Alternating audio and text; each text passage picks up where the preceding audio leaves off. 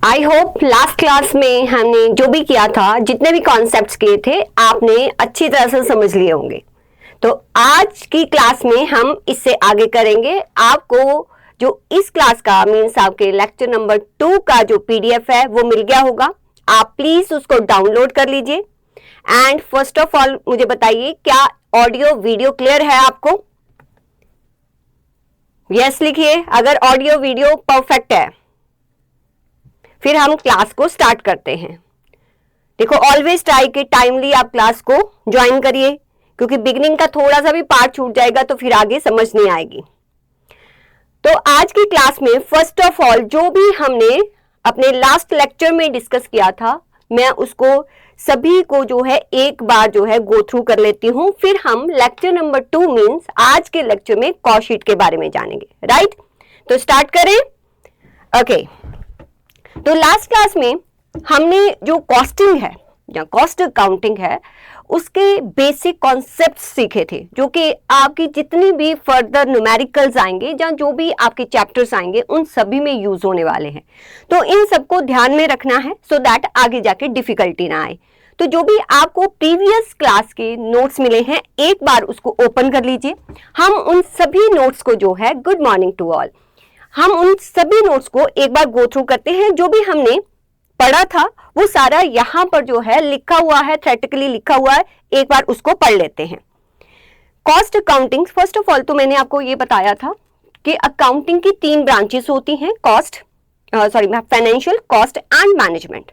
जो फाइनेंशियल है ना, वो आपके एक्सटर्नल यूजर के पर्पस को सॉल्व करती है, मीन्स वो सिर्फ ये बताती है कि बिजनेस ने आपके क्या किया है। बट जो कॉस्ट अकाउंटिंग है that is the business language, right. तो ये आपके फाइनेंशियल की तरह आपने नहीं समझना है। फाइनेंशियल अकाउंटिंग में क्या होता है कि आप एक क्वेश्चन कर लेते हो, बाकी क्वेश्चन ना सिमिलर होते हैं, क्योंकि वही मेथड्स, वही रूल्स, वही प्रिंसिपल्स लगने हैं। बट कॉस्ट अकाउंटिंग में क्या है, क्योंकि ये बिजनेस की स्टडी है, इसमें हर केस स्टडी जो है अलग होती है, हर लॉजिक अलग होगा, तो इसको उसके अकॉर्डिंग ही आपने समझना है। Download doesn't happen quickly, please team एक बार देख लीजिए, क्योंकि बच्चे कह रहे डाउनलोड नहीं हो रहा है। ठीक है, ओके। सो कॉस्ट अकाउंटिंग जब भी आप करेंगे, जो मैं आपको लॉजिक्स दे रही हूं उस पर ज्यादा आपने फोकस करना है, रादर दैन कि हम 50 क्वेश्चंस करें। अगर आप 20 क्वेश्चंस करते हो लेकिन आपको लॉजिक्स क्लियर है तो आप किसी भी टाइप का क्वेश्चन जो है अटेम्प्ट कर सकते हैं। ओके, तो यहां पर स्टार्ट करते हैं। कॉस्ट क्या होता है? जैसे कि मैंने आपको बोला है कि कॉस्ट एक तरह का एक्सपेंडिचर होता है, राइट। वो आपका रेवेन्यू नेचर का भी हो सकता है, वो आपका जो है वो कैपिटल नेचर का भी होता है। कॉस्ट रेफर्स टू, कॉस्ट को हम क्या कहते हैं? कॉस्ट रेफर्स टू, 2 मिनट मुझे कलर चेंज करने दो।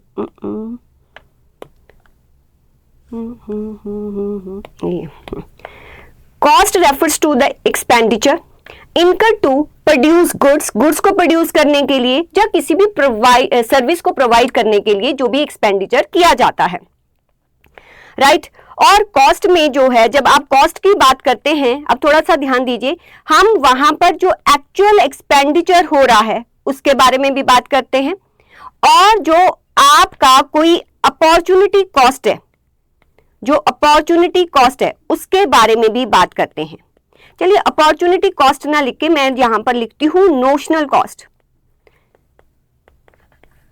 अब नोशनल कॉस्ट क्या होती है? देखो, फाइनेंशियल अकाउंटिंग में आप कौन सी कॉस्ट को कंसीडर करते हो? इतने सारे क्वेश्चन किए होंगे जो एक्चुअल में आउट ऑफ योर पॉकेट खर्चा होता है, सिर्फ उसको कंसीडर करते हो। बट यू नो, जब हम कॉस्टिंग करते हैं ना, उसमें मैनेजमेंट को डिसीजन मेकिंग करनी पड़ती है, तो वो वाले खर्चे को भी कंसीडर करता है जो आउट ऑफ पॉकेट होते हैं, और वो वाले खर्चे को भी कंसीडर करता है जो एक नोशनल कॉस्ट होती है। अब नोशनल कॉस्ट क्या होती है, थोड़ी सी यहाँ पर बात को समझो। मान लो कि मुझे एक बिजनेस को स्टार्ट करना है, राइट। अब बिजनेस को स्टार्ट करने के लिए मेरे पास एक बिल्डिंग है जो मेरी खुद की है। अब मेरे पास ऑप्शन है कि मैं इस बिल्डिंग को जो है वो रेंट पर दे सकती हूँ, और वो ऑप्शन एग्जिस्ट कर रही है, और रेंट कितना है? मैं 1 लाख रेंट पर दे सकती हूँ। मीन्स अगर मैं कोई भी बिजनेस ना करूं, ठीक है, तो मैं सिर्फ उस बिल्डिंग को रेंट पर 1 लाख के रेंट पर दे दूं, ठीक है, वो मेरी इनकम हो जाएगी। अब मुझे बताओ, अगर मैं बिजनेस स्टार्ट करती हूं और उस बिजनेस से मुझे जो प्रॉफिटेबिलिटी हो रही है वो 60,000 हो रही है, क्या ये बिजनेस करना ज्यादा प्रॉफिटेबल है कि रेंट पर देना जो है बिल्डिंग को ज्यादा प्रॉफिटेबल होगा? जबकि ये जो रेंट है जी एक वो ऑप्शन है जो मुझे मिली नहीं है। बट जब मैनेजमेंट डिसीजन मेकिंग करती है ना, तो जो आपको मिल सकता था, this is called opportunity cost. क्या बोलते हैं इसको? Opportunity cost. अपॉर्चुनिटी कॉस्ट क्या होती है? जब हम एक ऑल्टरनेटिव को सेक्रीफाइस करते हैं क्योंकि हमने एक दूसरा ऑप्शन को चूज किया है, वो हमारी होती है अपॉर्चुनिटी कॉस्ट। इट मीन्स कि जो 1 लाख है ये मेरी अपॉर्चुनिटी कॉस्ट है। अगर जो मैं बिजनेस कर रही हूं, अगर उससे मुझे प्रॉफिटेबिलिटी 1 लाख से ज्यादा होगी तो मैं बिजनेस करूंगी, अदरवाइज नहीं। तो जब आप कॉस्टिंग करते हो ना, तो ऐसी अपॉर्चुनिटी कॉस्ट, जिसको हम नोशनल कॉस्ट भी बोलते हैं, उसको भी कंसीडर किया जाता है। क्लियर? तो अब इस लाइन को एक बार और पढ़ लीजिए कि cost of amount of resources sacrifice और एक्सपेंडिचर इनकर्ड। कोई आपने सेक्रीफाइस किया उसको भी कंसीडर करना है, कोई एक्सपेंडिचर किया है उसको भी कंसीडर करना है। किसी भी प्रोडक्ट और सर्विस को जो भी आप प्रोड्यूस करते हो, जब आप उसकी कॉस्ट को कंसीडर करते हो, कैलकुलेट करते हो। बाकी आपको अकाउंटिंग के बारे में दिया है। अकाउंटिंग क्या होता है? एक प्रोसेस होता है जहां पर आप सिस्टमैटिकली हर बिजनेस ट्रांजैक्शन को रिकॉर्ड करते हो। फिर उसके बाद आपको ब्रांचेस ऑफ अकाउंटिंग के बारे में दिया हुआ है कि फाइनेंशियल अकाउंटिंग क्या होता है, जो कि आपके जितने भी फाइनेंशियल ट्रांजैक्शंस हैं उनको रिकॉर्ड करती है और उनकी रिपोर्ट्स बना के देती है। जो फाइनेंशियल अकाउंटिंग होती है वो सिर्फ एक्सटर्नल यूजर के लिए होती है। मैनेजमेंट के डिसीजन मेकिंग में फाइनेंशियल अकाउंटिंग का कोई रोल नहीं होता है। तो बिकॉज ऑफ दिस लिमिटेशन आपके यहाँ एग्जिस्टेंस में आता है कॉस्ट अकाउंटिंग। तो कॉस्ट अकाउंटिंग फोकस करता है किस बात पर?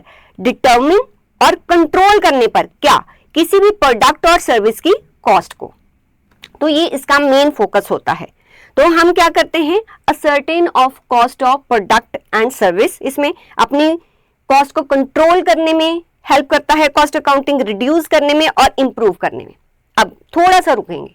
अब यहां पर 2 वर्ड आए, एक आया कंट्रोल और दूसरा आया रिड्यूस। मींस वो कहता है कि कॉस्ट अकाउंटिंग आपकी कॉस्ट को कंट्रोल प्लस रिड्यूस करने में हेल्प करता है।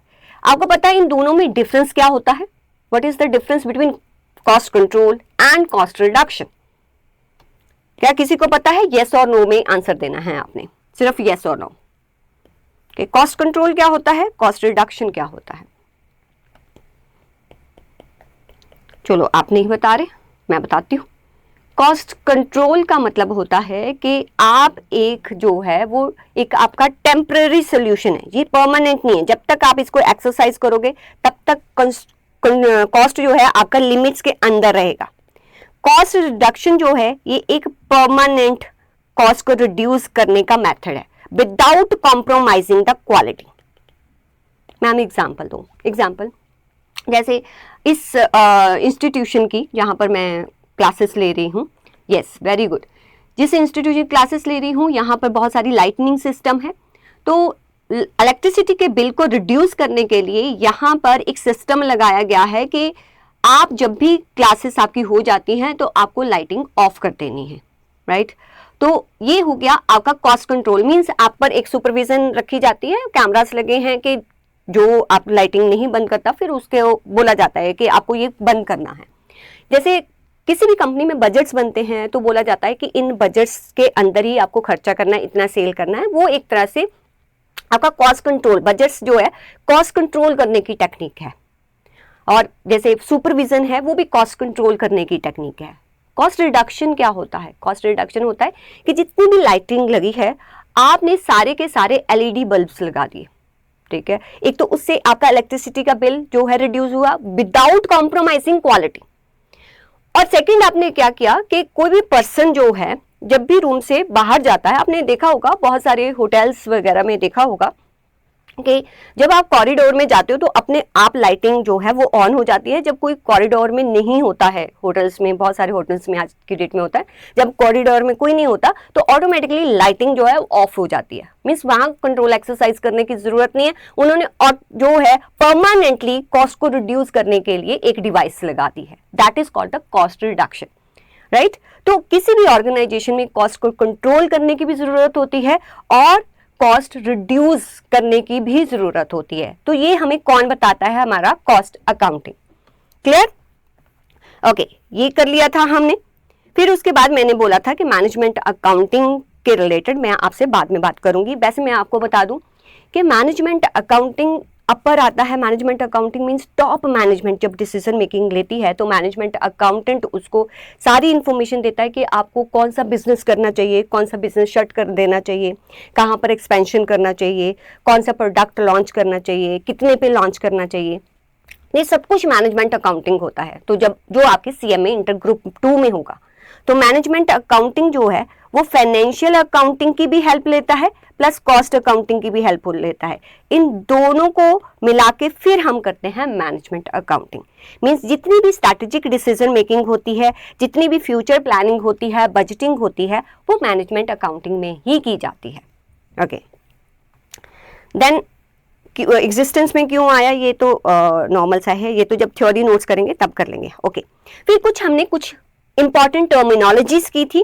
कॉस्ट का मतलब क्या होता है? कोई भी एक्सपेंडिचर। अच्छा, कॉस्टिंग का मतलब क्या होता है? किसी भी कॉस्ट को मेजर करना, ठीक है। Technique and process to ascertain the cost. जैसे फॉर एग्जांपल आप अपनी गाड़ी रिपेयर शॉप पे लेके जाते हो, ठीक है, फिर जो पर्सन है वो आपकी गाड़ी की रिपेयर कर देता है, आप उससे बोलते हो कि कितना बिल बना, तो वो आपको बताता है कि देखो सर इसमें मटेरियल इतने का लगा, लेबर इतने का लगा, राइट, जो अदर एक्सपेंडिचर है वो इतने के हुए और आपका बिल बना के दे दिया। ये आपका बिल बना के दे देता है। ये जो कर रहा है ना वो ये कॉस्टिंग कर रहा है। This is costing. कॉस्टिंग का मतलब कॉस्ट को मेजर करना कि कितना खर्चा हो गया। जैसे कभी कभी अगर मम्मी आपको कहे कि भी मैं बाहर जा रही हूँ, आज दिन भर जो भी खर्चा होगा, जो भी सब्जी लेनी होगी या कुछ भी लेना होगा आप लोग कर देना, आपके ऊपर घर का सारा जो है वो छोड़ दिया कि आप आज काम करोगे। और मम्मी शाम को आती हैं, वो पूछती हैं कि बेटा आज कितना खर्चा हुआ, मतलब कॉस्ट के बारे में पूछ रही हैं। तो आप उनको बताते हो कि मम्मी ऐसा था कि 2000 इधर खर्चा हो गया, 2000 उधर खर्चा हो गया, 3000 पता नहीं किधर खर्चा हो गया। मतलब ये जो बता रहे हो ना, जो मम्मी आपसे पूछ रही है कि कितना खर्चा, दैट इज कॉस्टिंग। मेजर करती है कि कहाँ कहाँ हुआ, ठीक है। तो ऐसे ही ऑर्गेनाइजेशन पर भी में भी कॉस्टिंग होती है कि जो प्रोडक्ट बनेगा उस पर खर्चा जो होगा, मटेरियल पर कितना होगा, लेबर पर कितना होगा, अदर एक्सपेंडिचर कितने होंगे, उसको बोलते हैं कॉस्टिंग, ठीक है। तो costing is a technique process to ascertain the cost, और एवरी टाइम इस पे एमसीक्यू आता है, एवरी टाइम। फिर कॉस्ट अकाउंटिंग क्या होता है? उसको रिकॉर्ड करना, क्लासिफाई करना, एनालाइज, एलोकेट, कंट्रोलिंग, रिपोर्टिंग, ये सब कुछ आपका जो है बुक कीपिंग करना, ये सब कुछ कॉस्ट अकाउंटिंग में आता है। एंड ये सब कुछ करना कैसे है ये आपको कौन बताता है? आपका कॉस्ट अकाउंटेंसी बताता है, ठीक है। तो ये सारा आपका थ्योरी का था। आपको जो मैंने कल करवाया था ये आप एक बार एग्जांपल देख लेना कि जो मेन कॉस्ट होती है, एक मटेरियल होती है, एक लेबर होती है, एक एक्सपेंडिचर। फिर मैंने आपको ये छोटी सी कॉस्ट शीट भी बना के दिखाई थी कल जो हमने किया था, राइट। फिर हमने देखा था, अब क्लासिफिकेशन ऑफ कॉस्ट पे आ जाओ, फटाफट से क्लासिफिकेशन देखते हैं, बहुत इंपॉर्टेंट है ये। क्लासिफिकेशन ऑफ कॉस्ट आपको कैस 1 बताता है, कॉस्ट अकाउंटिंग स्टैंडर्ड 1। जब आप पढ़ेंगे उसमें बहुत डिटेल में है, यहां पर थोड़ा सा देखो। कॉस्ट अकाउंटिंग स्टैंडर्ड 1 कहता है कि आपके कॉस्ट को क्लासिफाई, अगर आप कॉस्ट को देखना चाहते हो आप उसको अलग अलग ढंग से देख सकते हो। अगर आप उस कॉस्ट की नेचर को देखते हो तो आपको कॉस्ट जो है वो दिखेगी कि मटेरियल पर खर्चा हो रहा है, एम्प्लॉय पर खर्चा हो रहा है और बहुत सारे अदर एक्सपेंडिचर हो रहे हैं। लेकिन अगर आप उसको देखोगे कि हम प्रोडक्ट में उसको डायरेक्टली ट्रेस कर सकते हैं या नहीं कर सकते, तो आपको जो भी प्रोडक्ट बनाया है उस पे जो कॉस्ट लगी है वो आपको दिखेगी डायरेक्ट और इनडायरेक्ट। अच्छा जल्दी से बताओ, इनडायरेक्ट कॉस्ट का एक और भी नाम था, मैंने कल आपको बताया था, क्या नाम था? जल्दी से बताओ। इनडायरेक्ट कॉस्ट का एक और भी नाम था, क्या नाम था?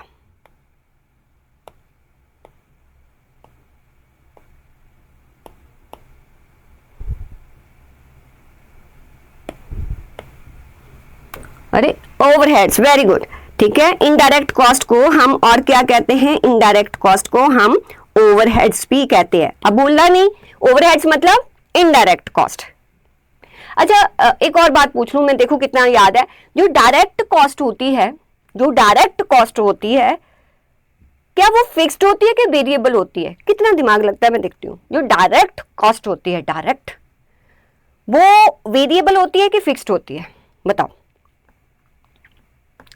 कल हमने फिक्स्ड वेरिएबल पर बहुत सारी स्टडी की थी। Direct cost, direct cost, direct cost variable होती है या फिक्स्ड होती है? डायरेक्ट कॉस्ट हमेशा हमेशा वेरिएबल होगी। वेरिएबल मतलब एक एक प्रोडक्ट को बनाने पर कितना कॉस्ट आ रहा है, बिकॉज वो डायरेक्टली एट्रीब्यूटेबल होता है आपके प्रोडक्ट के साथ, attributable to 1 unit of product या आउटपुट। दैट्स वाई आपकी डायरेक्ट कॉस्ट जो है वो क्या होगी? जितने प्रोडक्ट बनाओगे वेरिएबल होगी। ध्यान देना ये बात, ये बाद में सब भूल जाते हैं, आप भूलना नहीं, ठीक है। डायरेक्ट हमेशा क्या होगी? वेरिएबल ही होगी। इनडायरेक्ट कॉस्ट, सुनो, इनडायरेक्ट कॉस्ट आपकी वेरिएबल भी हो सकती है, आपकी फिक्स्ड भी हो सकती है। वो सेमी वेरिएबल में हमने किया था, क्वेश्चन करेंगे पता चलेगा।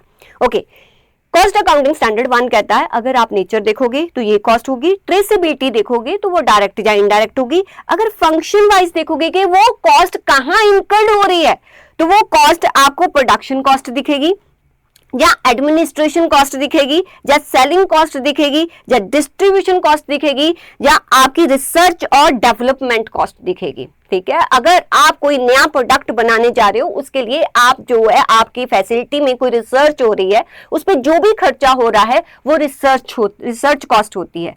अब उस जो आइडिया आपने रिसर्च किया, जब आप उसको एक प्रैक्टिकल शेप देते हो, उसको डेवलपमेंट कहते हैं। तो रिसर्च एंड डेवलपमेंट अल्टीमेटली जो है, अगर आपको, वैसे आपका कोई क्वेश्चन नहीं है जिसमें ये कॉस्ट दी हुई है, मान लीजिए कि सीएमए का दिल किया कि हम रिसर्च एंड डेवलपमेंट कॉस्ट भी देंगे, तो आप मुझे बताओ ये जो कॉस्ट है ना, हमने कॉस्ट शीट देखा था ना, पहले प्राइम कॉस्ट आती है, फिर फैक्ट्री ओवरहेड्स आते हैं, फिर उसके बाद एडमिन कॉस्ट आती है, फिर सेलिंग कॉस्ट आती है। मुझे बताओ research and development cost factory का पार्ट बननी चाहिए कि एडमिन का पार्ट बननी चाहिए? क्या आपका, देखो लॉजिक से लगाने हैं आपने और कुछ नहीं करना। रिसर्च एंड डेवलपमेंट कॉस्ट किसका पार्ट बननी चाहिए? फैक्ट्री का पार्ट बनना चाहिए, एडमिन का कि सेलिंग का?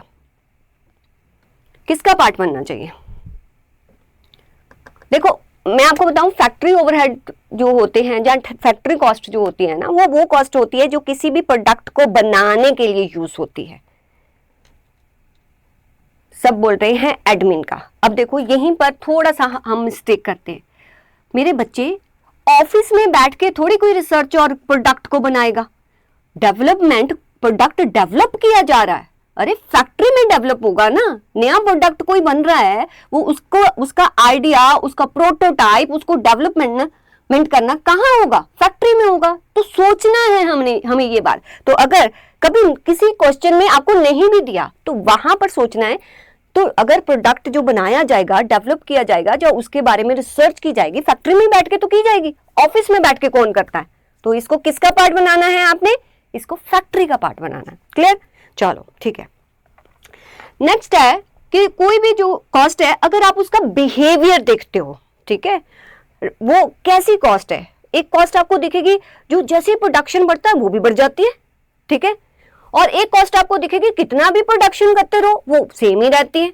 एक कॉस्ट आपको दिखेगी कि जितना प्रोडक्शन बढ़ रहा है वो बढ़ तो रही है लेकिन प्रोपोर्शनेटली नहीं बढ़ रही।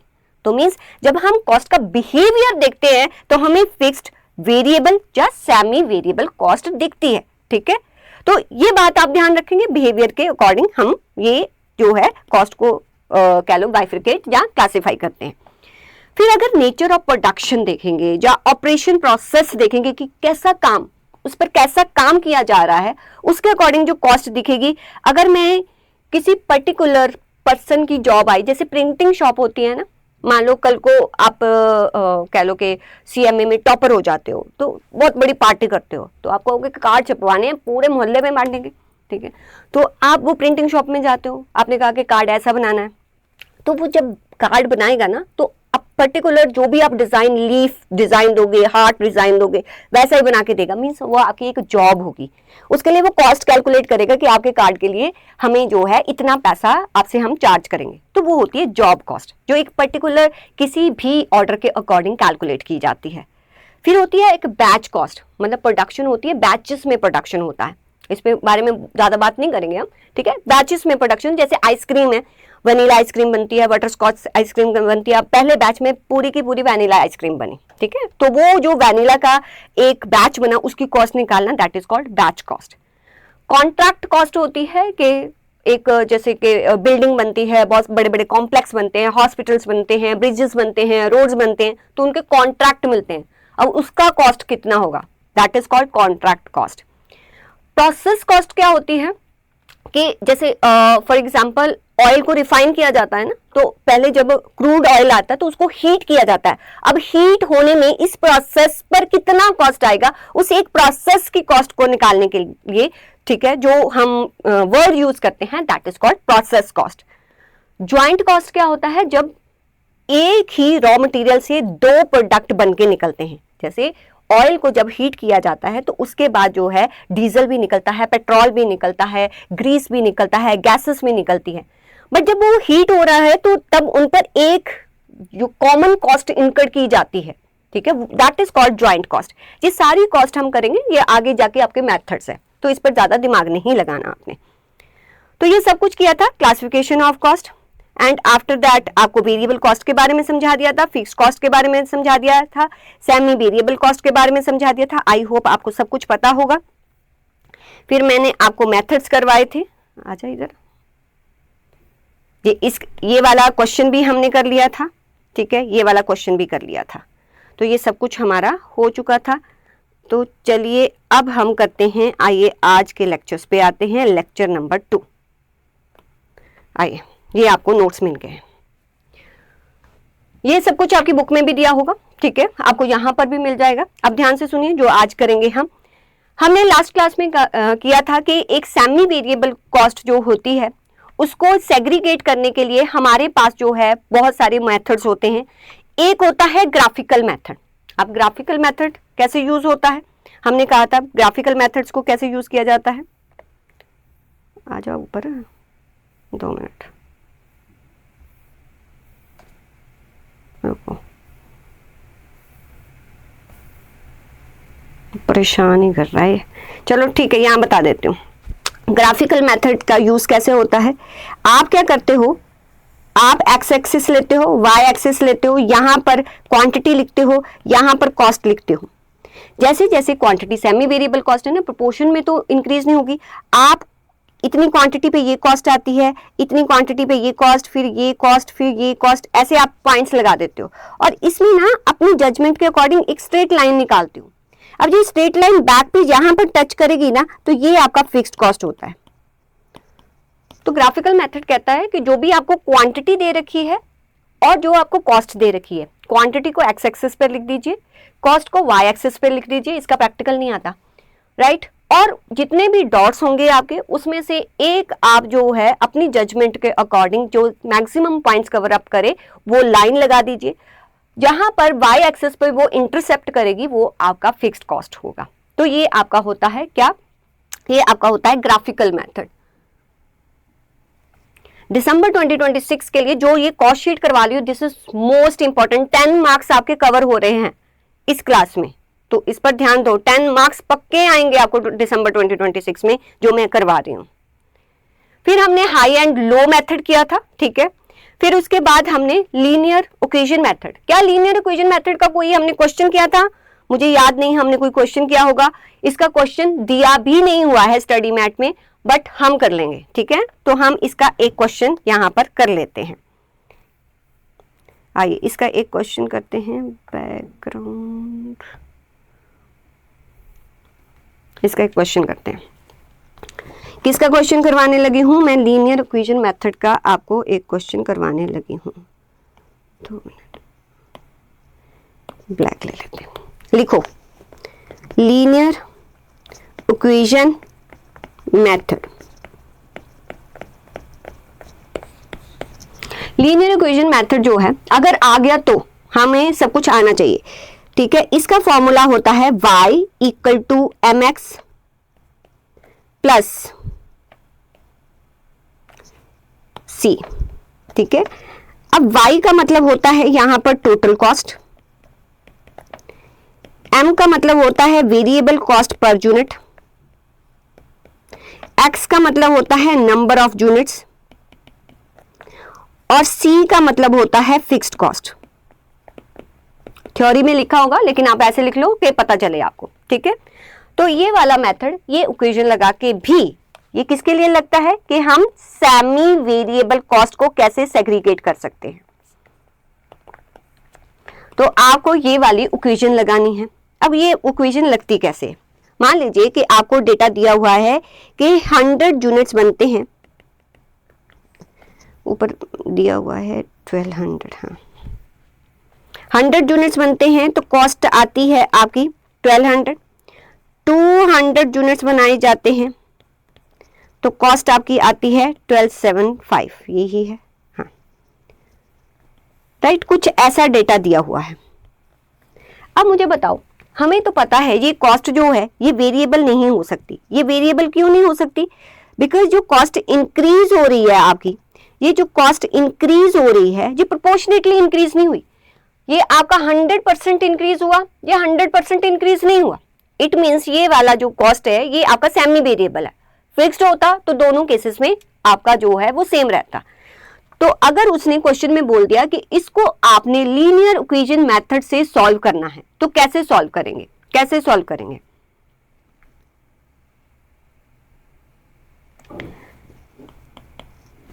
अब y equal to mx plus c, ये मेथड लगाना है। अच्छा, y का मतलब मैंने क्या बताया? Total cost. आप पहले इसको लेके इक्वेशन बनाएंगे, इस वाले को लेके। टोटल कॉस्ट कितनी है? 1200 इक्वल टू, और आपको क्या पता है m का मतलब क्या होता है? Variable cost per unit. क्या वेरिएबल कॉस्ट पर यूनिट यहां पर पता है? नहीं।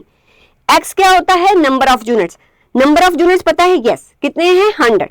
तो 100x लिख दूंगी मैं, प्लस c क्या है? दैट इज फिक्स्ड कॉस्ट, वो मुझे नहीं पता, ऐसे ही लिख दूंगी। तो ये आपकी बन गई फर्स्ट इक्वेशन। ऐसे ही दूसरा वाला लेके अब सेकंड इक्वेशन बना देनी है। y का मतलब क्या होता है? टोटल कॉस्ट 1275 इक्वल टू, आपका m का मतलब वेरिएबल कॉस्ट पर यूनिट, वो मुझे नहीं पता, ठीक है, वो मुझे नहीं पता है। और x का मतलब क्या होता है? आपका नंबर, जितना भी प्रोडक्शन है। यहां पर प्रोडक्शन कितना है? 200 xc। तो 2 इक्वेशन बन गई। क्या इन 2 इक्वेशन के थ्रू मैं इसको सॉल्व कर सकती हूँ? आपने किया होगा, लीनियर इक्वेशन किया हुआ है ना। तो आप अगर सेकंड को यहां पर लिखते हैं subtract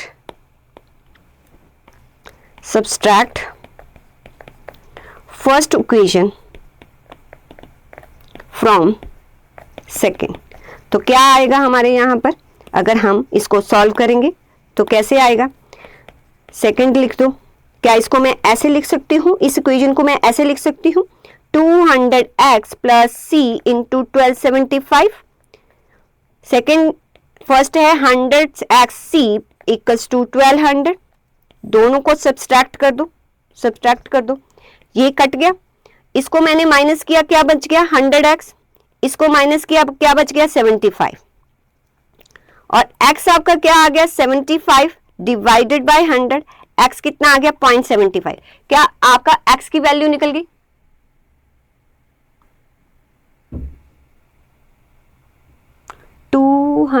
m instead of 200x। हाँ सॉरी, वेरी गुड। हाँ बच्चा, m में लो, m में, हाँ वेरी गुड, ठीक है। देखो मैंने ठीक कर दिया, हर जगह पे ठीक कर दिया। इसको मैं हटा ही देती हूँ। आप मुझे बताओ आपकी m की वैल्यू कितनी निकली? m की वैल्यू कितनी निकली? क्या 0.75 निकली? क्या 0.75 निकल गया? ठीक है, तो ये आपका क्या आ गया? m is variable cost per unit, ये हमें पता चल गया।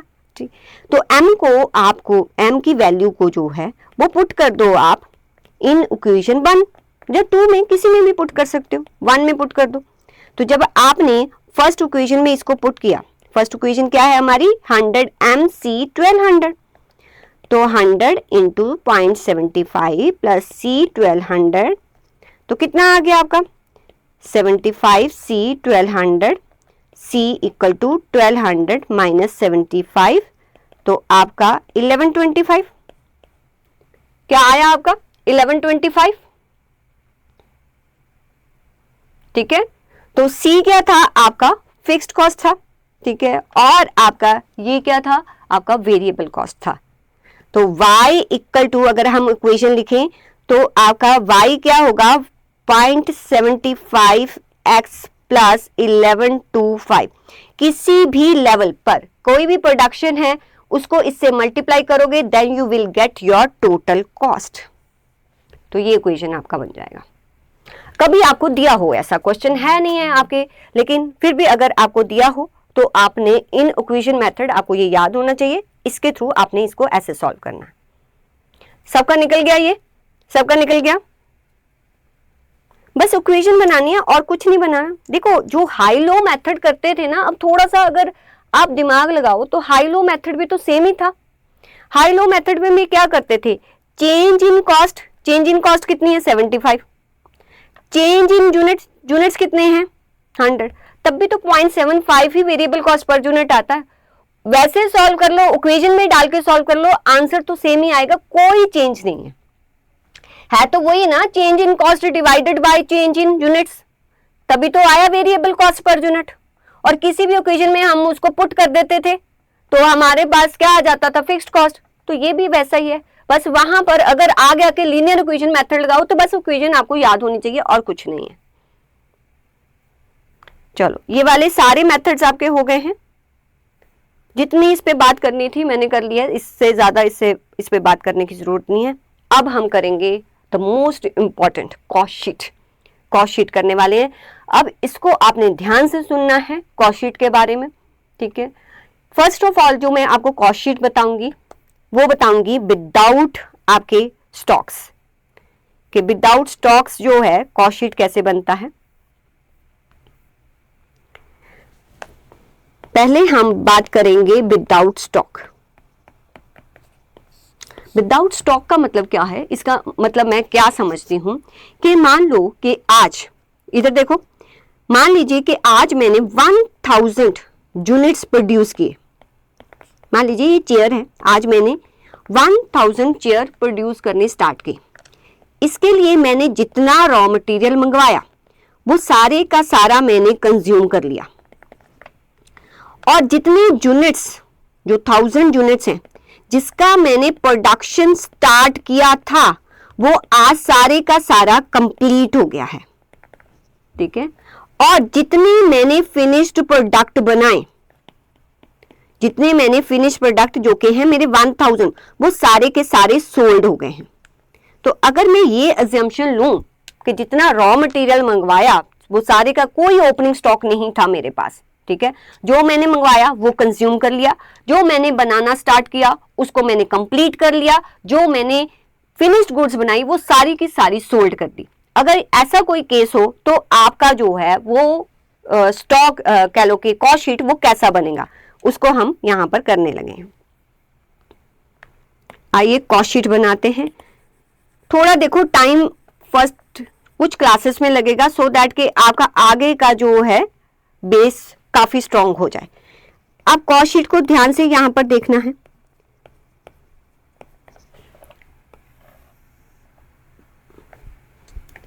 यहां पर कॉस्ट शीट बनाने लगे। आज अभी सीधा हो जा, नहीं हुआ दोबारा बनाएंगे।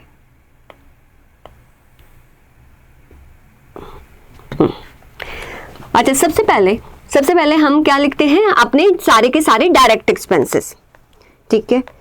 डायरेक्ट एक्सपेंसेस, तो डायरेक्ट एक्सपेंसेस में क्या आएगा, सबसे पहले आएगा आपका डायरेक्ट मटेरियल। ये आपका कॉस्ट शीट है विदाउट स्टॉक।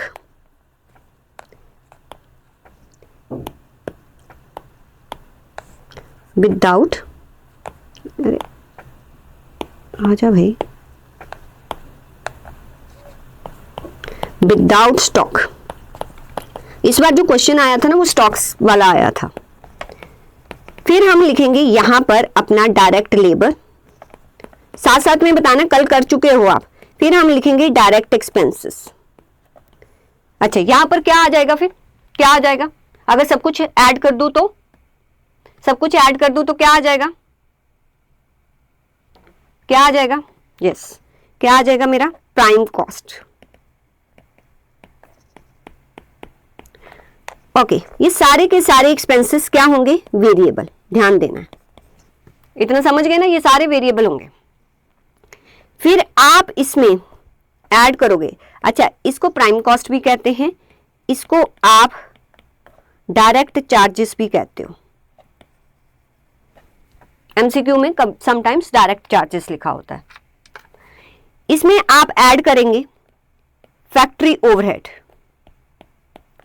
जैसे ही आपने फैक्ट्री ओवरहेड ऐड किया तो क्या आता है? जल्दी लिखो, जल्दी जल्दी, क्या आता है? क्या आता है? प्राइम कॉस्ट में फैक्ट्री ओवरहेड्स ऐड किए, जल्दी जल्दी। तो आ गया हमारा फैक्ट्री कॉस्ट। ओके, अब इसके दूसरे नाम भी सुनो। इसको आप वर्क कॉस्ट के नाम से भी जानोगे, इसको आप मैन्युफैक्चरिंग कॉस्ट के नाम से भी जानोगे। कोई भी नाम आ जाए, घबराना नहीं है, कुछ भी नाम हो सकता है। ओके, फिर आप इसमें ऐड करोगे एडमिन ओवरहेड्स। यहां पर रुकते हैं आप।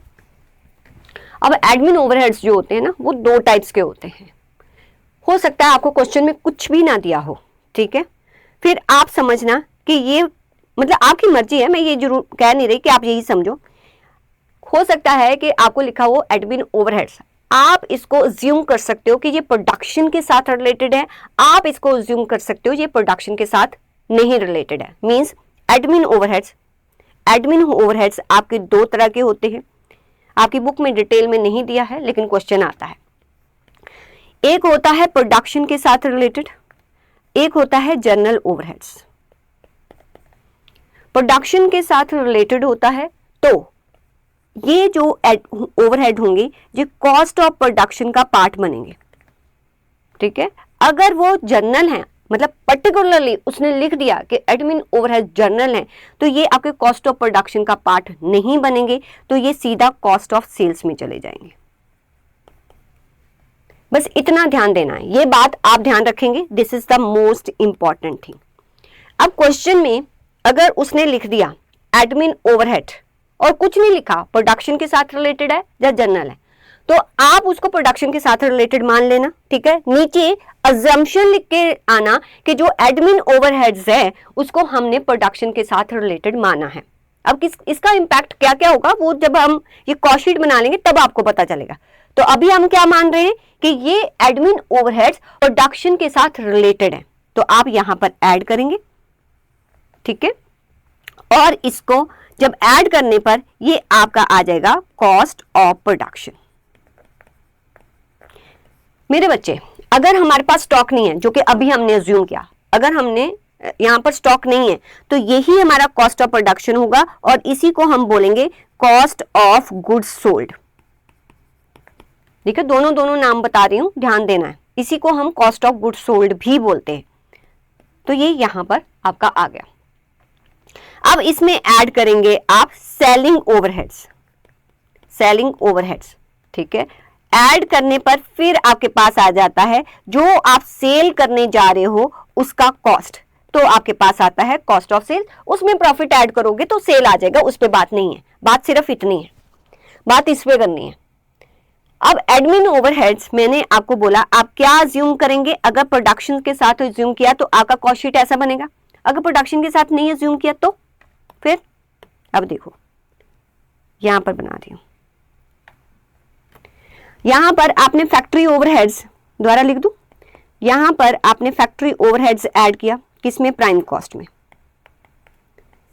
जैसे ही आपने ऐड किया ये आपके पास फैक्ट्री कॉस्ट आ गई, ठीक है?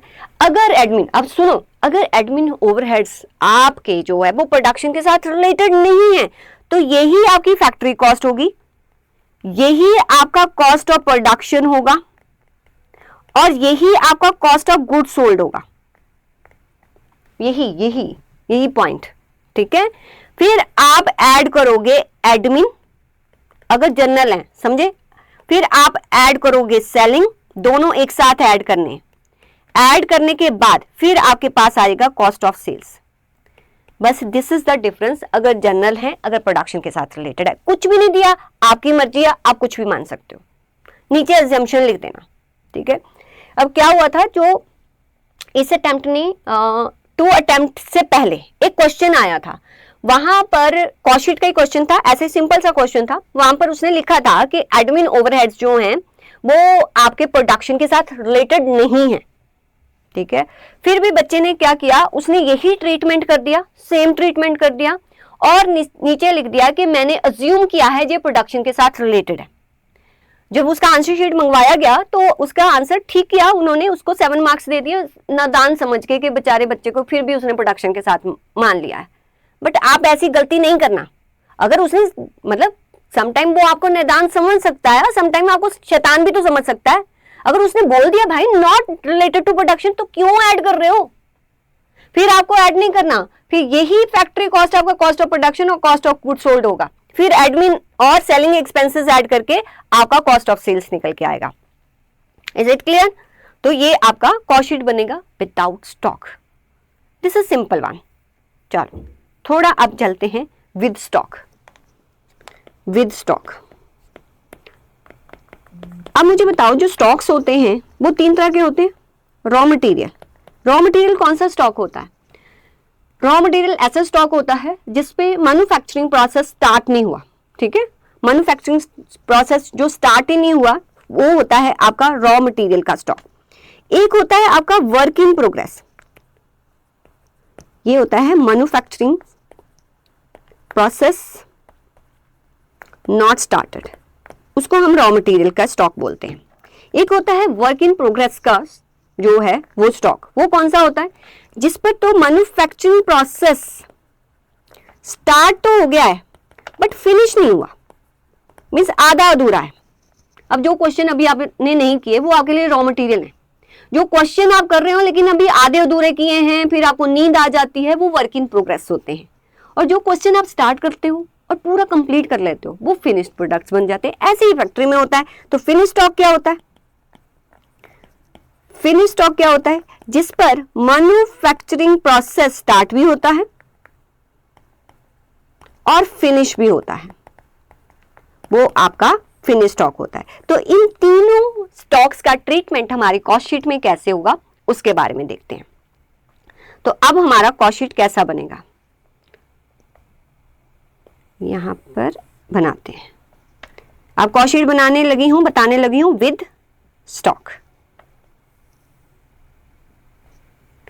अब ध्यान दो कि हमने 1000 चेयर बनानी स्टार्ट की। मैंने कहा बनानी स्टार्ट की, ठीक है, बनानी स्टार्ट की है। 1000 चेयर जो है आज हमने स्टार्ट की है मैन्युफैक्चर करनी। अब कितनी बनेगी वो नहीं पता।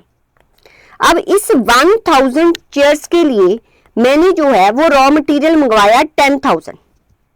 अभी लिखना नहीं आप, सिर्फ मैं आपको बताने लगी हूं। 1000 चेयर्स आपने बनानी स्टार्ट की। इन 1000 चेयर्स के लिए आपने 10,000 रुपीज का मटेरियल परचेज किया,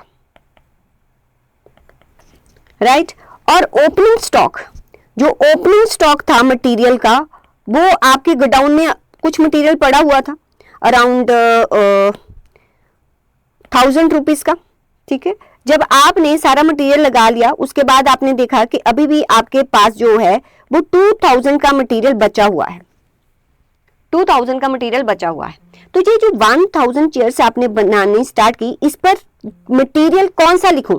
ये लिखूं 10,000, ये लिखूं 1000, ये लिखूं 2000, या तीनों को ऐड करके लिखूं, लेस करके लिखूं, क्या लिखूं बताओ?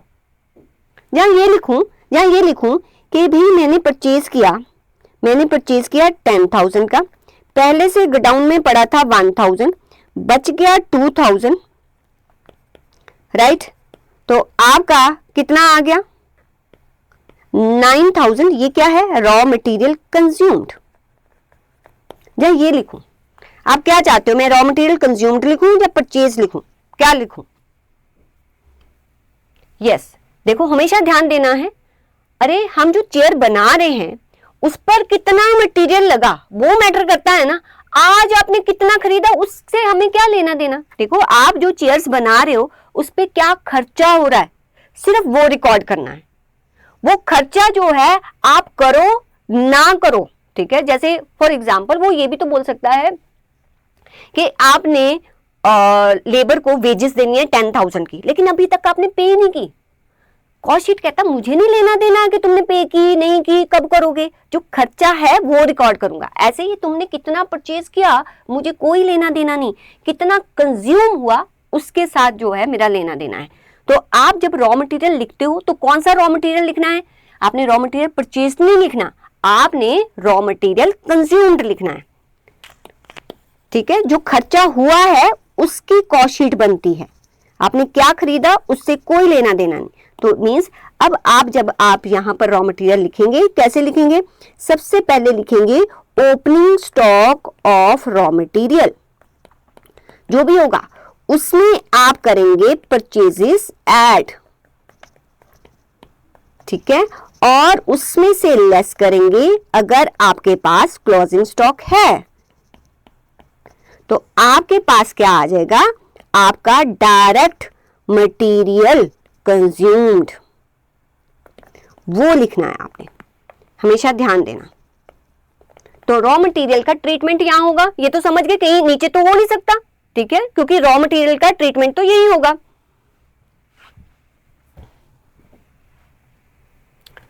हाँ, आप वर्किंग नोट में भी कर सकते हो, कोई दिक्कत नहीं है। अगर आप कॉस्ट शीट में डायरेक्टली ऐसे भी लिखते हो तो भी कोई प्रॉब्लम नहीं है, कैसा भी बच्चे आप कर सकते हो, ठीक है। अगर आपको लगता है कि थोड़ा सा यहाँ पर मैसी सा हो जाएगा, देन आप वर्किंग नोट बना दो और रॉ मटेरियल कंज्यूम लिख के वर्किंग नोट नंबर 1 और यहाँ पर लिख दो, कोई प्रॉब्लम नहीं, ऐसे भी लिख सकते हो। नेक्स्ट है फिर आपका डायरेक्ट लेबर।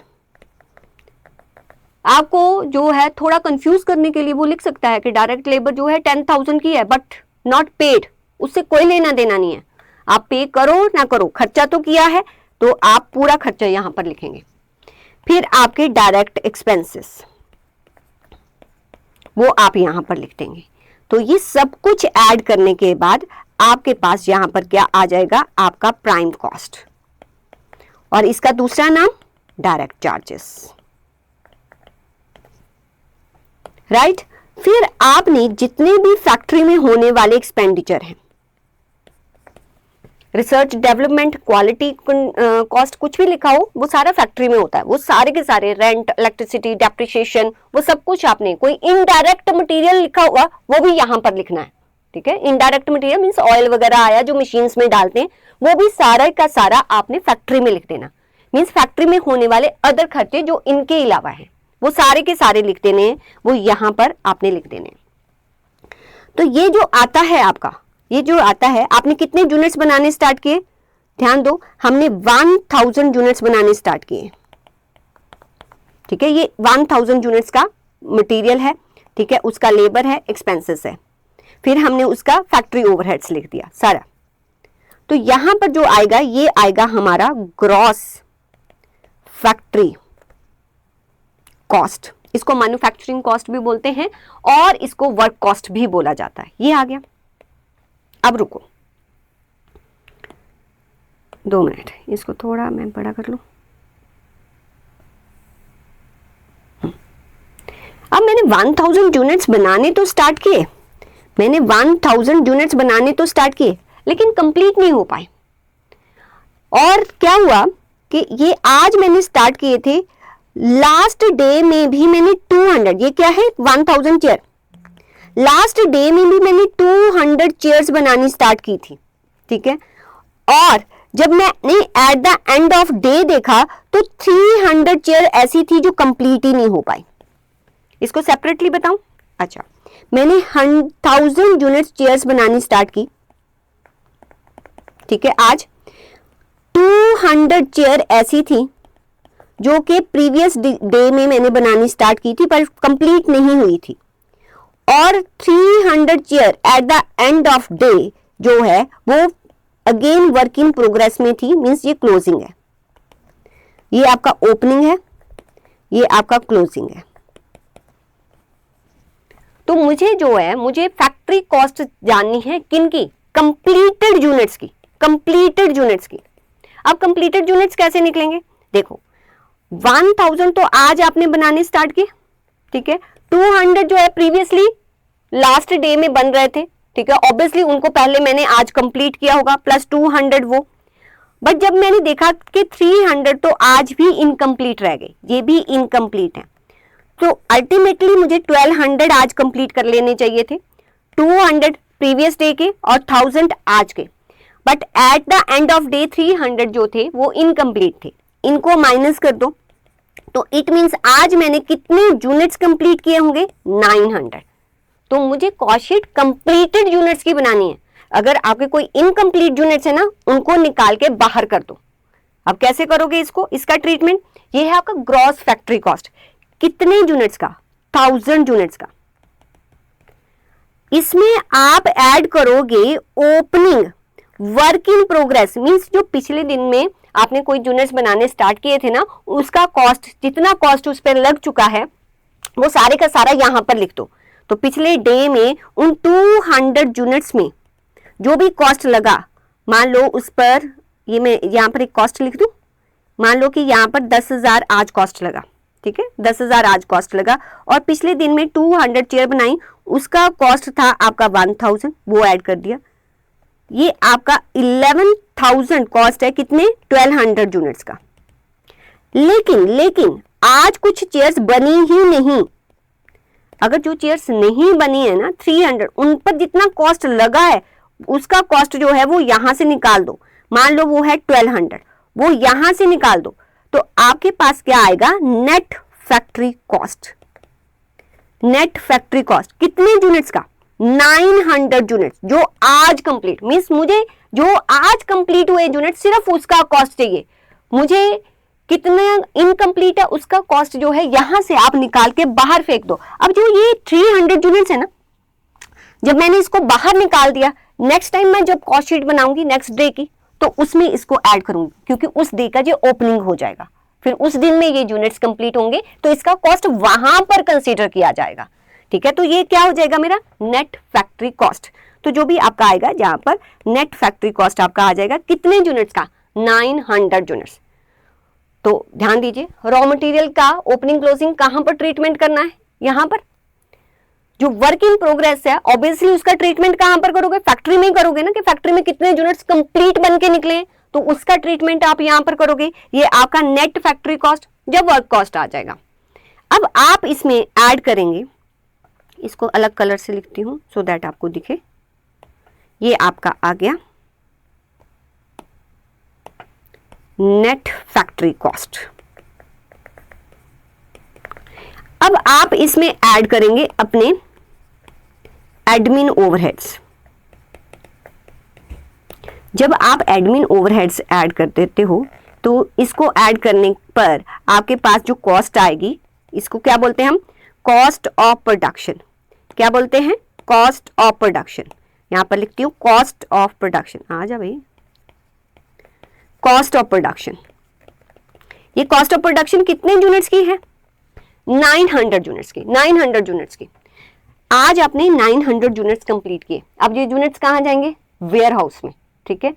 आपको कॉस्ट किसकी जाननी है? जितने यूनिट्स आप आज सोल्ड करोगे। आप कॉस्ट ऑफ सेल्स निकालते हो ना, जो सेल कर रहे हो, तो ये तो कॉस्ट ऑफ प्रोडक्शन कितनी है जो आपने प्रोड्यूस किए।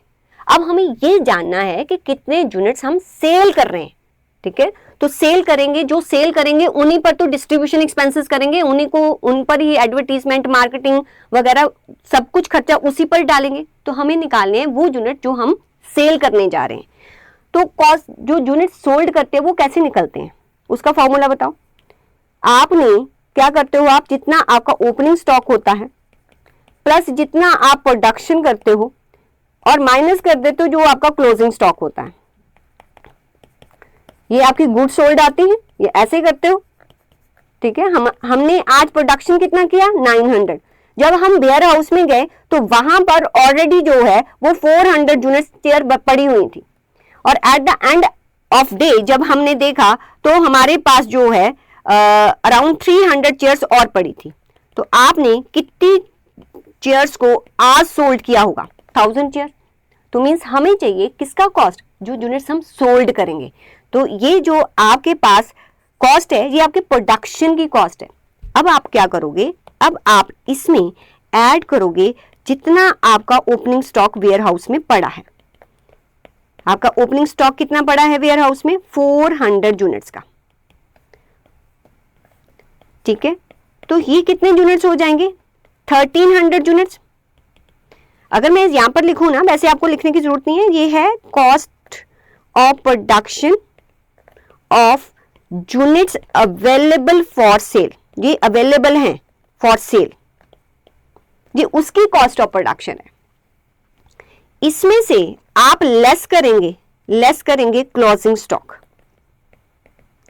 अभी भी मेरे गोडाउन में 300 यूनिट्स पड़े हैं, आप उसका कॉस्ट माइनस कर दो, तो आपके पास कितने यूनिट्स, 1000 यूनिट्स का कॉस्ट आ जाएगा। ये होगा क्या, ये है आपका कॉस्ट ऑफ गुड्स सोल्ड, जो गुड्स सोल्ड होने जा रही हैं उसका कॉस्ट होगा, जो गुड्स सोल्ड होने जा रही हैं उसका कॉस्ट होगा। बस इतनी कहानी है, ठीक है। अब इसमें आपने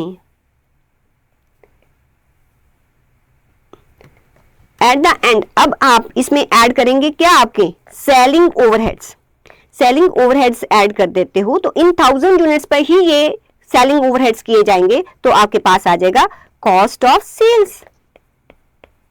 ये आपका कॉस्ट ऑफ सेल्स आ गया। आप इसमें प्रॉफिट ऐड कर दो, तो आपके पास क्या आ जाएगा, सेल। कितने यूनिट्स का, 1000 यूनिट्स का। तो आप पता कर सकते हो कि एक एक यूनिट को कितने पर आपने सेल करना है। तो आपको अल्टीमेटली निकालना क्या होता है, आपको अल्टीमेटली कॉस्ट निकालनी होती है जो गुड्स आप सोल्ड करते हो। इसलिए हो सकता है आपको डिफरेंट टाइप के स्टॉक्स दिए हों, तो पहले स्टॉक का ट्रीटमेंट कहाँ करना है, रॉ मटेरियल का, जहां पर मैन्युफैक्चरिंग प्रोसेस स्टार्ट नहीं हुआ, तो बिगिनिंग में करेंगे, ठीक है, कि कितना रॉ मटेरियल आपका लगा।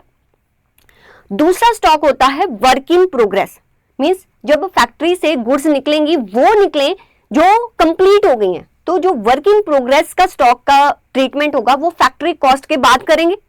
Then you get to know कि कितने आपके यूनिट्स जो हैं आज कंप्लीट हुए हैं। फिर उसके बाद आपने उन गुड्स का जो है वो कॉस्ट निकालना है जो गुड्स आपने सोल्ड करनी है। इट मींस आपको ट्रीटमेंट जो है वो ओपनिंग स्टॉक और closing stock of finish goods का करना पड़ेगा। देन आपको पता चलेगा कि कितनी जो गुड्स सोल्ड कर रहे हो उसका कॉस्ट कितना है। फिर उस पर सेलिंग ओवरहेड आप ऐड कर देंगे और प्रॉफिट ऐड कर देंगे। देन आपको पता चल जाएगा कि आपका सेलिंग प्राइस इतने यूनिट्स का कितना है। Is it clear? ये है बस पूरा कॉस्ट शीट। अगर आपके दिमाग में आ जाता है तो आप इजीली हर क्वेश्चन कर सकते हो। तो ये वाला यहां पर भी दिया हुआ है। देखो कॉस्ट शीट का मेन पर्पस क्या होता है। कॉस्ट शीट का मेन पर्पस होता है कि हर स्टेप में कितना कॉस्ट लग रहा है उसको बताया जाए, सो दैट कि कंपनी, ऑर्गेनाइजेशन और मैनेजमेंट कॉस्ट को कंट्रोल कर सके।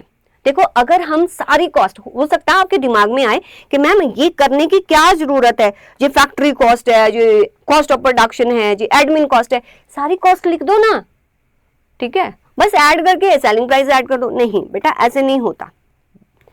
क्या होता है कि अगर आपको, जब तक आपको हर स्टेप की कॉस्ट पता नहीं चलेगी तब तक आप उसको कंट्रोल नहीं कर सकते। अगर आप कॉस्ट शीट को ध्यान से देखो ना तो यहां पर प्राइम कॉस्ट पता चलती है, ठीक है, और उस प्राइम कॉस्ट, यहां पर सारी वो कॉस्ट है जो फैक्ट्री में लगने वाली आपकी कॉस्ट होती है। तो अगर हमें कॉस्ट को कंट्रोल करना है ना तो हर स्टेज का कॉस्ट पता होना चाहिए। अगर हमें लगता है ना ये बहुत ज्यादा कॉस्ट है और उसके बाद तो माइनर कॉस्ट है, तो इट मीन्स यहां कहीं गड़बड़ कर रहे हैं, तो कंट्रोल से यहां पर लगाने की जरूरत पड़ेगी।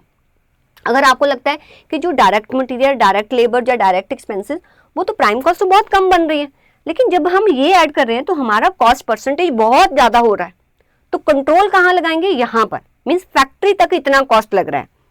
फिर उसमें जैसे ही आप एडमिन ओवरहेड्स ऐड कर देते हैं तो आपको पता चलता है कि जो ऑफिस है, जो आपके फैक्ट्री के बाहर एक्सपेंडिचर हो रहे हैं वो कितने हो रहे हैं, और यहां पर आपको पता चलता है कि आपके सेलिंग एंड डिस्ट्रीब्यूशन एक्सपेंसेस कितने हो रहे हैं। इसलिए हर स्टेज की अलग अलग कॉस्ट आप लिखते हैं जिससे कि हमें पता चले कि हमें कॉस्ट कंट्रोल्स कहां पर लगाने। तो इन स्टेजेस पे ही आपकी जो है वो कॉस्ट शीट बनेगी।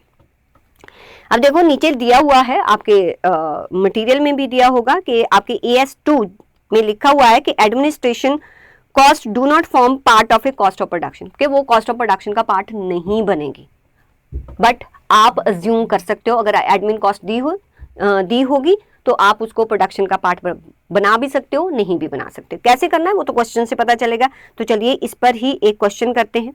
आइए, आपके स्टडी मैट का ही क्वेश्चन है, इलस्ट्रेशन नंबर 1 पे आइए। MNQ LLP, मैं आपको स्टडी मैट का बता देती हूँ, ये आपका इलस्ट्रेशन नंबर 4 होगा। आप अपना स्टडी मैट ओपन कर सकते हैं, वहां से भी क्वेश्चन कर सकते हैं। देखो यहाँ पर स्टॉक दिए हुए हैं और इस बार क्वेश्चन कुछ ऐसा ही आया था आपका और इतना सिंपल आया था। तो आइए इसको रीड करते हैं। 2 मिनट, मुझे कलर चेंज करने दो, ये वाला करते हैं। MNQ LLP submit the following information on 31st March 2022. Based on the given data, prepare the statement of cost. आपको सेल्स दी हुई है कि सेल्स पूरे साल में कितनी हुई है। Okay, inventory at the beginning of the year, ये आपको फिनिश्ड गुड्स की इन्वेंट्री दी हुई है। देखो फिनिश्ड गुड्स का ट्रीटमेंट कहां पर होता है, जब आपका जो है एडमिन ओवरहेड से ऐड हो जाते हैं कॉस्ट ऑफ प्रोडक्शन के बाद। वर्क इन प्रोग्रेस, ये भी आपको वर्क इन प्रोग्रेस का ओपनिंग दिया हुआ है। ये आपने परचेज किया है मटेरियल का इतना, ठीक है, हम परचेज नहीं लिखते, हमें रॉ मटेरियल कंज्यूम चाहिए होता है। मटेरियल इन्वेंट्री, ओके, ये रॉ मटेरियल का आपका ओपनिंग दिया हुआ है। ये आपके ओपनिंग दिए हुए हैं किसके, फिनिश गुड्स के, वर्क इन प्रोग्रेस के, ये ओपनिंग है आपका रॉ मटेरियल का। ये at the end of years, ये रॉ मटेरियल का ही आपको क्लोजिंग स्टॉक दिया हुआ है। फिर आपको जो है डायरेक्ट लेबर दिया हुआ है 65,000। फैक्ट्री ओवरहेड्स, अच्छा उसने सीधा फैक्ट्री ओवरहेड्स नहीं दिया, उसने कहा कि 60% of direct labour cost, means जो ये डायरेक्ट लेबर कॉस्ट है ना उसका 60% कर दोगे ना, उतने होते हैं हमारे factory overheads. Okay, inventories at the end of the year, finished goods, अच्छा ये फिनिश्ड गुड्स की क्लोजिंग दिया हुआ है, क्लोजिंग स्टॉक दिया हुआ है। ये वर्क इन प्रोग्रेस का क्लोजिंग स्टॉक दिया हुआ है। ये other expenses for the year, selling expenses दिया हुआ है जो कि आपके सेल्स के 10% है। सीधा नहीं दे सकता, ठीक है, समटाइम्स आपको किसी का परसेंटेज दिया होगा तो कोई बात नहीं, सेल्स हमारी इतनी है, इसका आप 10% कर दोगे तो वो हमारे सेलिंग ओवरहेड्स हो जाएंगे। और एडमिन एक्सपेंसेस 5% है। ओके, इसी का ही 5% कर दोगे वो हमारे एडमिन ओवरहेड्स हैं। अब थोड़ा सा इस क्वेश्चन को ध्यान से देखो, क्या यहाँ पर दिया है कि आपके एडमिन ओवरहेड जर्नल हैं, जहाँ आपके एडमिन ओवरहेड जो है प्रोडक्शन के साथ रिलेटेड है, कुछ नहीं दिया, तो आप अज्यूम कर लीजिए कि ये प्रोडक्शन के साथ रिलेटेड है। और एंड में आपने ये अज्यूम्पशन जो है क्लियरली लिख देनी है अपने क्वेश्चन के बिल्कुल एंड में, ठीक है। चलिए इस क्वेश्चन को करते हैं। कॉस्ट शीट बनानी है, बढ़िया सी कॉस्ट शीट बनानी स्टार्ट करो जैसे मैंने आपको बताई है, यहीं पर बनाते हैं।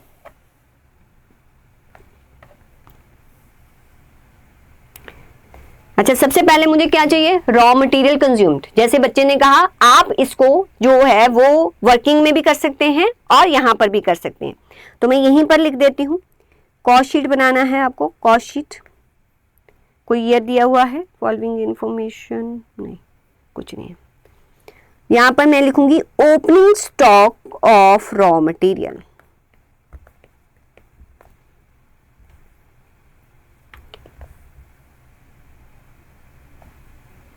दो मिनट,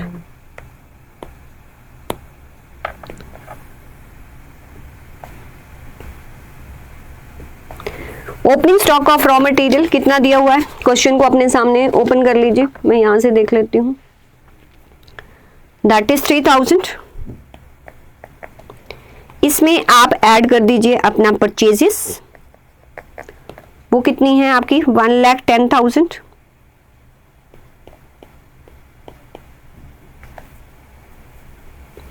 इसमें से लेस कर दीजिए closing stock of raw material,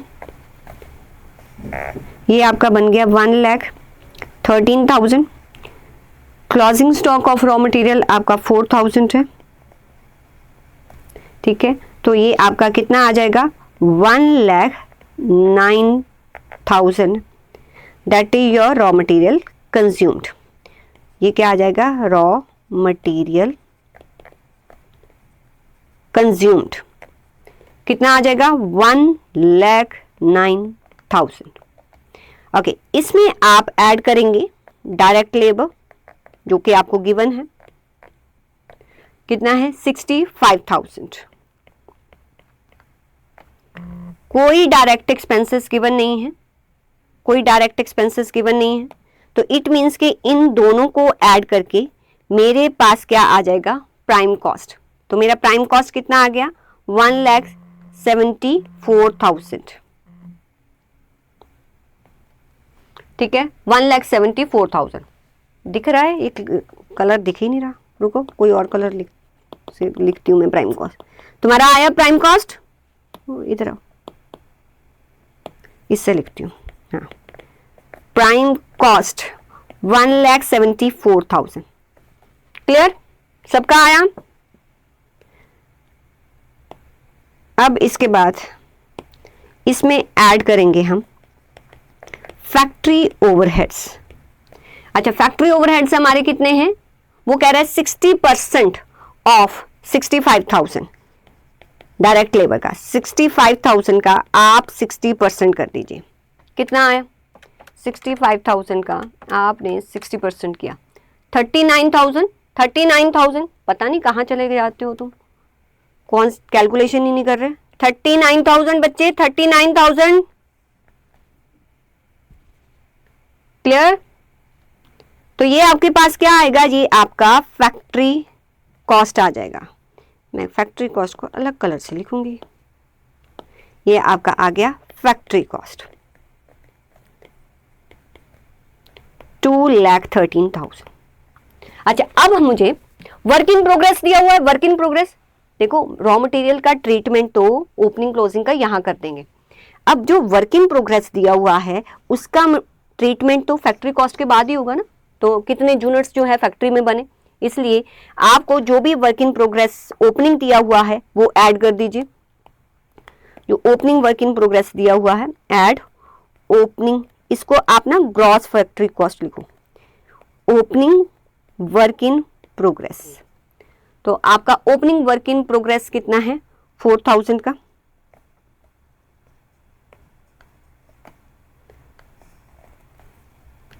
कितना हो जाएगा, 213 और 4 217,000, और लेस कर दो।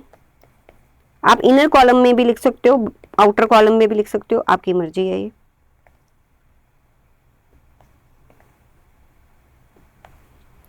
Closing work in progress, closing work in progress कितना है हमारा, क्लोजिंग 6,000। तो जो भी आपका आएगा that is my net factory cost. क्या आएगा, net factory cost.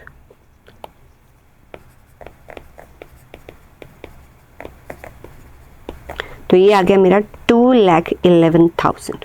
It's a 2,11,000। Clear, तो ये हमारा बन गया कि फैक्ट्री कॉस्ट। अब इसमें आप ऐड करेंगे अपने एडमिन ओवरहेड्स। अब ऐड किए जाएंगे एडमिन ओवरहेड्स।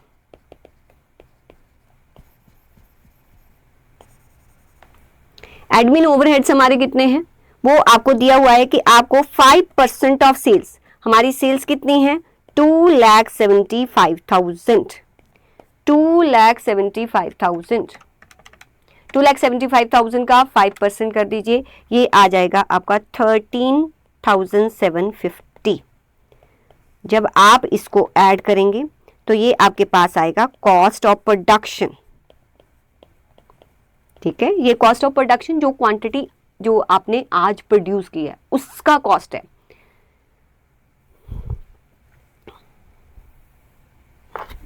आज वही इसको हटा देती हूँ। तो कितना आ गया आपका कॉस्ट ऑफ प्रोडक्शन,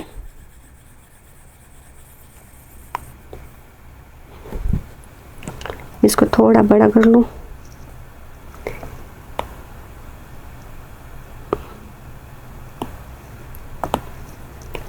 अब नीचे को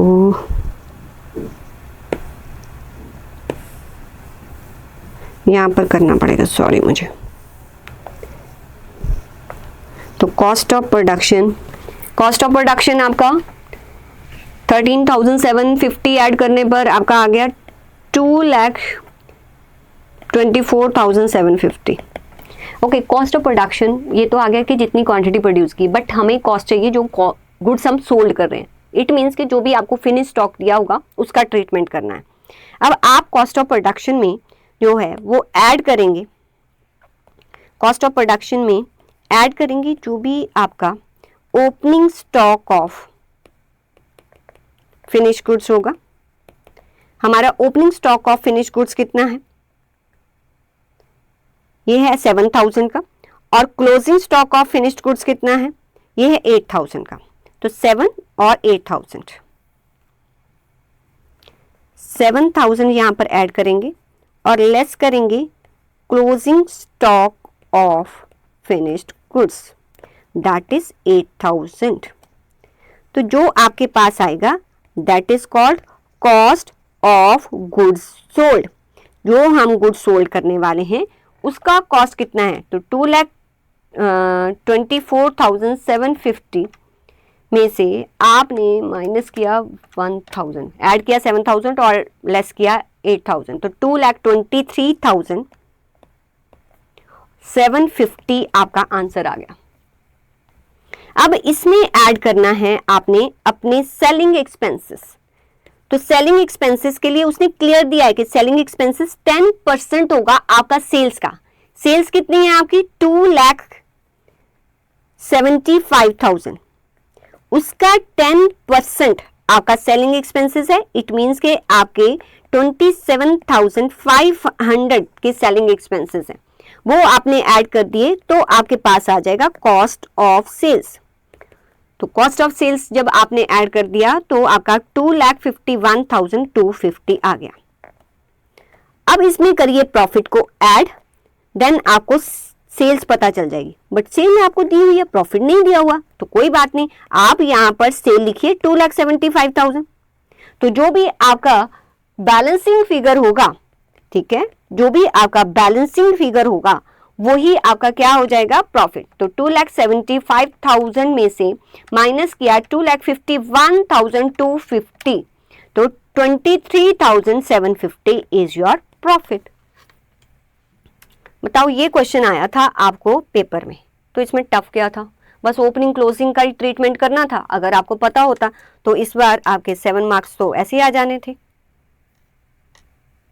ठीक है, तो बस आपको ना कॉस्ट शीट, इसलिए मैंने ज्यादा एफर्ट लगाया आपको वो फॉर्मेट समझाने के लिए। अगर आपको फॉर्मेट बिल्कुल अच्छी तरह से आता है ना, तो सिर्फ और सिर्फ आपको वैल्यूज ही तो पुट करनी है, बाकी तो सब कुछ आपका कैलकुलेट हो जाएगा। आपको पता है कि कहां पर आपने फिनिश्ड गुड्स का ओपनिंग और क्लोजिंग का ट्रीटमेंट करना है, कहां रॉ मटेरियल का करना है, कहां वर्क इन प्रोग्रेस का करना है, देन आपका इजीली क्वेश्चन हो जाता है। क्लियर? चलिए, अरे ऊपर को आ जा भाई। ये क्वेश्चन हो गया हमारा। अब हम करते हैं नेक्स्ट क्वेश्चन। नेक्स्ट क्वेश्चन है आपका इलस्ट्रेशन नंबर 2। इसमें ना वो सभी के सभी कॉन्सेप्ट यूज होंगे जो कि हमने लास्ट क्लास में किए थे। ठीक है, लास्ट क्लास में मैंने आपको बताया था कि वेरिएबल कॉस्ट जो है इंक्रीज होता है, अगर प्रोडक्शन इंक्रीज होती है तो उतने से प्रोपोर्शनेटली आपका वेरिएबल कॉस्ट इंक्रीज होगा। तो पहले मैं वो सारा का सारा आपसे पूछूंगी, फिर इस क्वेश्चन को किया जाएगा। ये सारे कॉन्सेप्ट यहाँ पर जो है रिपीट होंगे। तो पहले मैं आपसे वो सब कुछ पूछ लेती हूँ। आइए इस वाले क्वेश्चन पे रीड करते हैं इस क्वेश्चन को पहले, अब साथ साथ में आप बताते जाएंगे। ठीक है, इसको फिर बाद में सॉल्व करेंगे। इलस्ट्रेशन नंबर 2 आपके स्टडी मैट का इलस्ट्रेशन नंबर 5 होगा। X limited provides you the following figures for the year 21-22। अब ध्यान से देखना आपको 21-22 की फिगर्स दी हुई हैं, मतलब किसी एक ईयर की फिगर्स दे रखी हैं। क्लियर? डायरेक्ट मटेरियल दिया हुआ है। डायरेक्ट मटेरियल आपको पता है वेरिएबल होता है, ये मैंने आपको बताया। डायरेक्ट वेजेस दी रखी हैं, ये वेरिएबल होती हैं। प्रोडक्शन ओवरहेड्स, जो ओवरहेड्स होते हैं वो वेरिएबल हो सकते हैं, फिक्स्ड होते हैं, वो उसको हमें बताना पड़ेगा। अब वो क्या कह रहा है कि प्रोडक्शन ओवरहेड्स जो है ना वो 25% वेरिएबल है। इट मीन्स 75% क्या होंगे, फिक्स्ड होंगे। तो इसका ट्रीटमेंट पहले से हम देखते हैं, आइए। कितने हैं आपके प्रोडक्शन ओवरहेड्स, साथ साथ में मुझे कैलकुलेशन करके बताते रहना।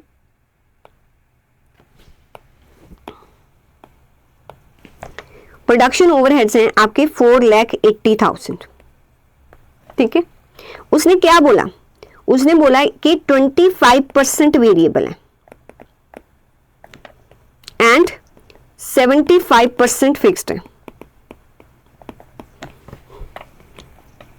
किसकी बात कर रहे हैं हम, प्रोडक्शन ओवरहेड्स की।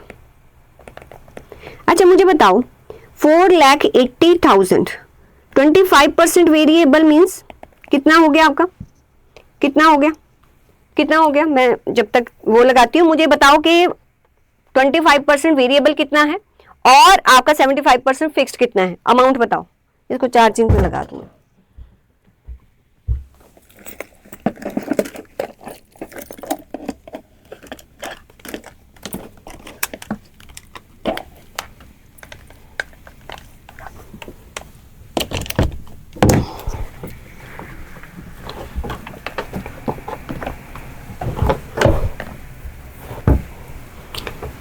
कितना आया आपका वेरिएबल, 1,20,000, ठीक है।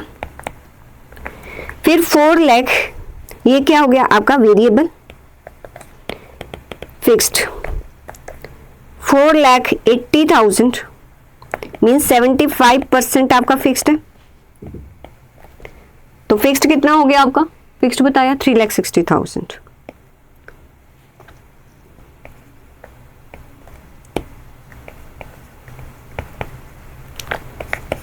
ठीक है, प्रोडक्शन ओवरहेड्स का क्लियर है कॉन्सेप्ट। आगे क्या कह रहा है, आज में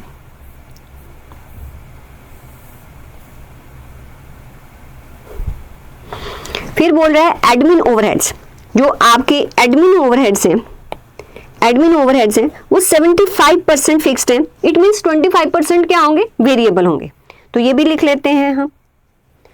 अब हम यहां पर अपने एडमिन ओवरहेड्स का भी ट्रीटमेंट करते हैं।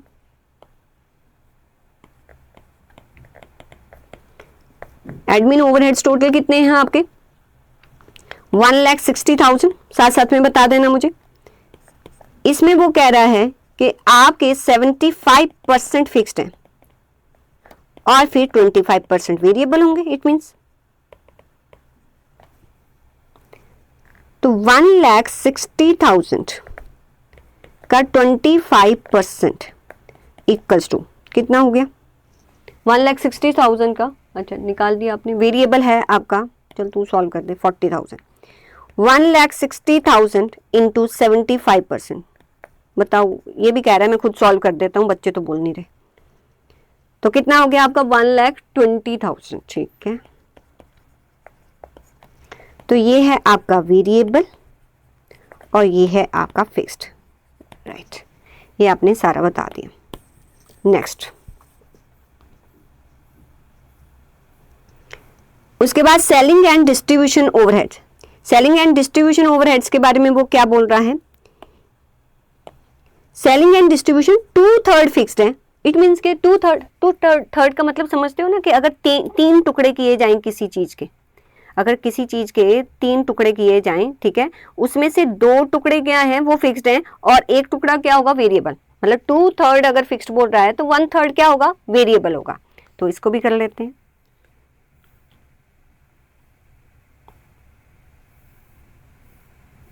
सेलिंग एंड डिस्ट्रीब्यूशन ओवरहेड्स कितने हैं हमारे, selling and distribution 2,40,000।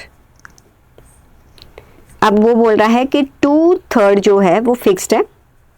It means 1/3 क्या होगा, वेरिएबल। तो बताइए वेरिएबल कितने हैं, 2,40,000 का 1/3, 80,000, वेरी गुड, 80,000 और 2,40,000 का 2/3, वो कितना हो गया आपका, 1,60,000, बताया किसी ने? ये आपका फिक्स्ड हो गया, इसका भी हमने कर लिया ट्रीटमेंट। फिर उसके बाद उसने बताया है कि सेल्स करते हैं आपका 125 पर यूनिट, और टोटल सेल्स कितनी है आपकी? टोटल सेल्स कितनी है? 25 लाख। अच्छा 25 लाख सेल्स है। एक बार बताओ, 25 लाख की सेल्स है और कितने पर किया जाता है? 125। इट मीन्स 21 22 में कितने यूनिट सेल्स के? इट मीन्स 21 22 में कितने यूनिट सेल्स के? सेल्स किसके इक्वल टू होती है? जितने यूनिट सेल्स होते हैं into selling price per unit. किसी ने बताया? ठीक है, सेल्स हुआ है 25 लाख, ठीक है, ये सेलिंग प्राइस कितनी है? 120, तो यूनिट्स निकल जाएंगे। तो इट मीन्स 21 22 में जो है वो यूनिट सेल हुए होंगे 20,000। इसकी क्लैरिटी है आपको? ठीक है, चलिए नेक्स्ट। फॉर द ईयर 22-23, अब बात वो अगले साल की कर रहा है। इट मीन्स के प्रीवियस ईयर्स की फिगर को लेके हमने नेक्स्ट ईयर का जो है वो एस्टिमेट लगाना है, जो कि हमें दिया हुआ है कि प्रीवियस ईयर में वेरिएबल क्या था, फिक्स्ड क्या था, वो सब कुछ दे रखा है।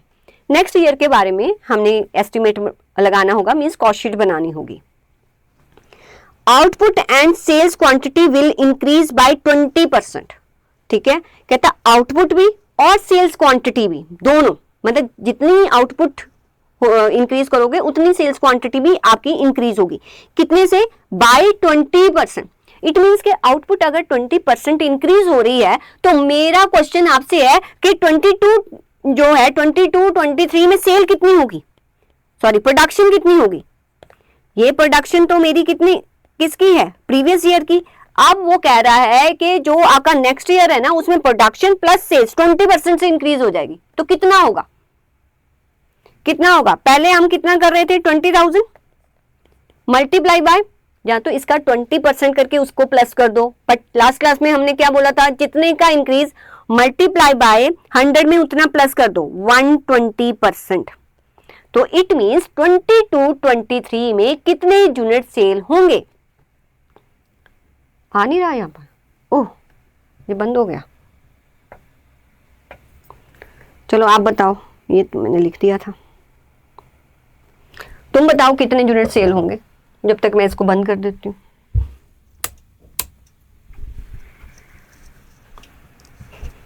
कितने यूनिट सेल होंगे? देखो प्रीवियस ईयर में सबने बताया 20,000 यूनिट्स मैम सेल होंगे, तो नेक्स्ट ईयर में कितने यूनिट्स जो है सेल होंगे, क्योंकि 20% से आउटपुट बढ़ जाएगी।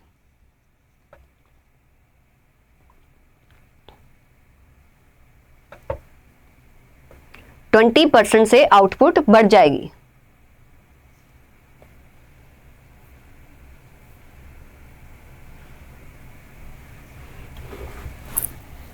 और कोई आंसर नहीं कर रहा। लास्ट क्लास में तो किया था बच्चे आप लोगों ने।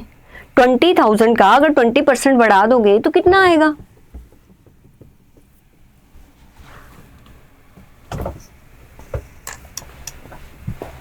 यस 24,000।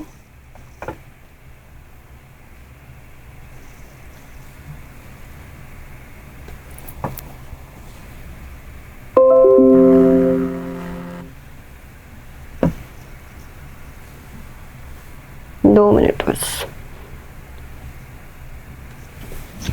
तो सबका आया 24,000 कैसे आया? ठीक है, 20,000 का 20% आपने इंक्रीज कर दिया।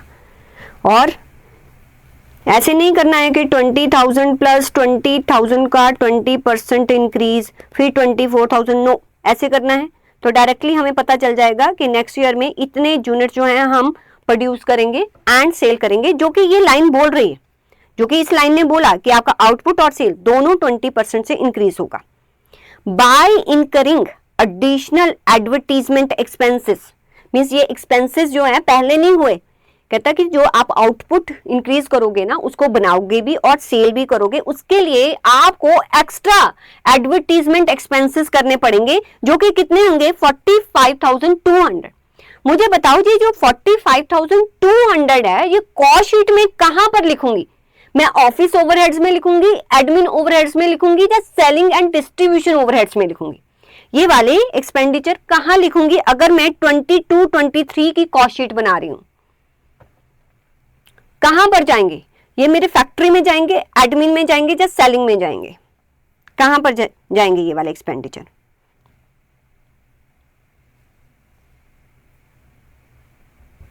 फैक्ट्री, एडमिन या सेलिंग?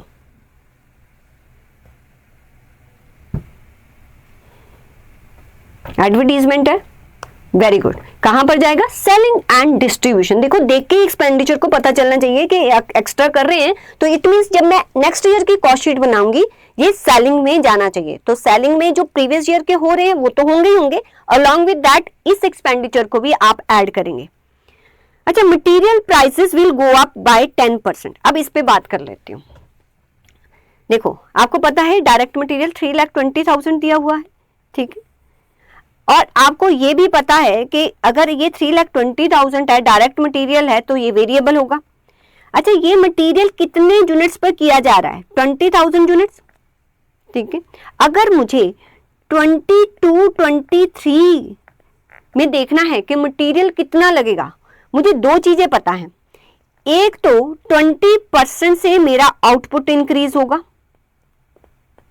ठीक है। अगर ये लाइन ना लिखी होती तो सीधा इसका 3,20,000 का 120% कर देती, ठीक है, क्योंकि जितना आपका आउटपुट इंक्रीज होगा वेरिएबल कॉस्ट भी प्रोपोर्शनेटली इंक्रीज होगा, उतना ही प्रोपोर्शनेटली इंक्रीज होगा। बट उसने बोल दिया कि मटेरियल प्राइसेस भी बढ़ जाएंगे, तो आपको जो है वो 10% और इंक्रीज करना पड़ेगा। लास्ट क्लास में बता चुकी हूं, इसलिए ज्यादा डिटेल में यहां नहीं बताऊंगी, ठीक है। तो क्या क्या करेंगे हम यहां पर? अच्छा भाई,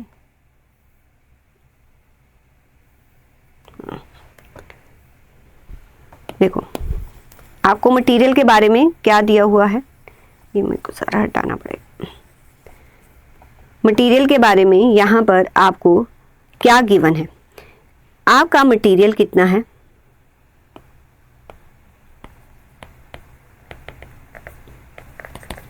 $21 22 का, वो है 3,20,000। अच्छा, ये कितने यूनिट्स का है? 20,000 यूनिट्स। अब वो बोल रहा है कि 22 23 का बताइए कि मटेरियल कितना होगा, क्योंकि यहां पर जो है आपकी आउटपुट इंक्रीज होगी 20% से, मींस आपका 24,000 यूनिट्स हो जाएगा, और अलोंग विद दैट आपके मटेरियल के प्राइसेस में भी हाइक हो जाएगा, कितना? 10% से। अब कल बताया था, वेरी गुड, जिसने भी लिखा है बहुत अच्छा। क्या करेंगे बेटा? 3,20,000 पहला ट्रीटमेंट 120% से जो है, अगर आउटपुट बढ़ेगा तो ये प्राइसेस भी 20% से बढ़ जाएंगी। दूसरा 110 इंटू 100, जितना 10% से आपके प्राइसेस गो अप हुए तो उतना ही उसमें ऐड कर देंगे। बस ये कर दो जो प्रीवियस क्लास में बताया था, आपकी मटेरियल की कॉस्ट निकल जाएगी 22 23 की। ये बात समझ में आ गई? वेरी गुड, मतलब आपने लास्ट क्लास को अच्छी तरह से देखा था। बस यही दिया हुआ है और कुछ नहीं है। फिर wage rate will go up 5%। ये एक बात बस बतानी है मुझे, बाकी आपका सारा क्वेश्चन हो जाएगा। Wage rate will go up 5%। देखो वेज रेट जो होते हैं ये भी डायरेक्ट वेजेस से वेरिएबल होगा। 20% जो है आपने आउटपुट का तो इस पे इंपैक्ट देना है, और साथ में आपको 5% जो रेट बढ़े हैं उसका इंपैक्ट देना पड़ेगा। इट मींस कि अगर आप 1 लाख लिखते हो तो एक तो आउटपुट का इंपैक्ट दोगे, ये तो देना ही है। अच्छा, ऊपर से बेच रेट भी बढ़ गए, ये इंपैक्ट भी दे दिया। यहां तक अगर वो बोलना बंद कर देता तो हमारी लाइफ जो थी वो सॉर्टेड थी, बट उसने बोलना बंद नहीं किया। उसने आगे कुछ बोला, उसने कहा increase in overall direct labour efficiency 12%। अब ये बोल के उसने गड़बड़ कर दी। अब ये क्या होता है 12%? बस इसके बारे में सीख लो तो सब कुछ सॉल्व हो जाएगा। अब एफिशिएंसी इंक्रीज होगी 12%, इसका मतलब क्या है? देखो एफिशिएंसी इंक्रीज हो गई है 12%, इसका मीनिंग है आपका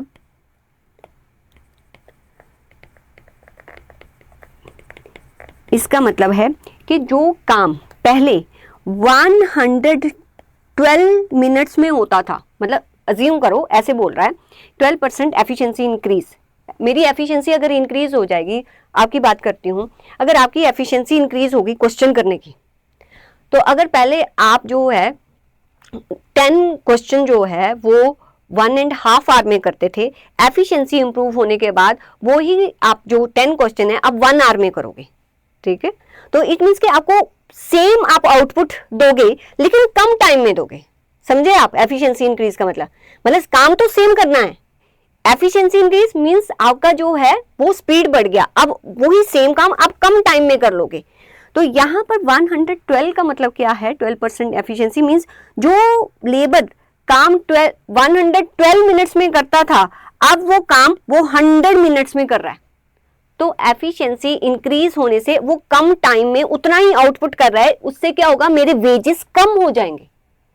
क्योंकि पहले अगर मैं 112 मिनट्स के लिए वेजेस देती थी, अब मुझे वो सेम आउटपुट तो सेम होगा लेकिन मुझे वेजेस 100 मिनट्स के लिए देनी पड़ेंगी।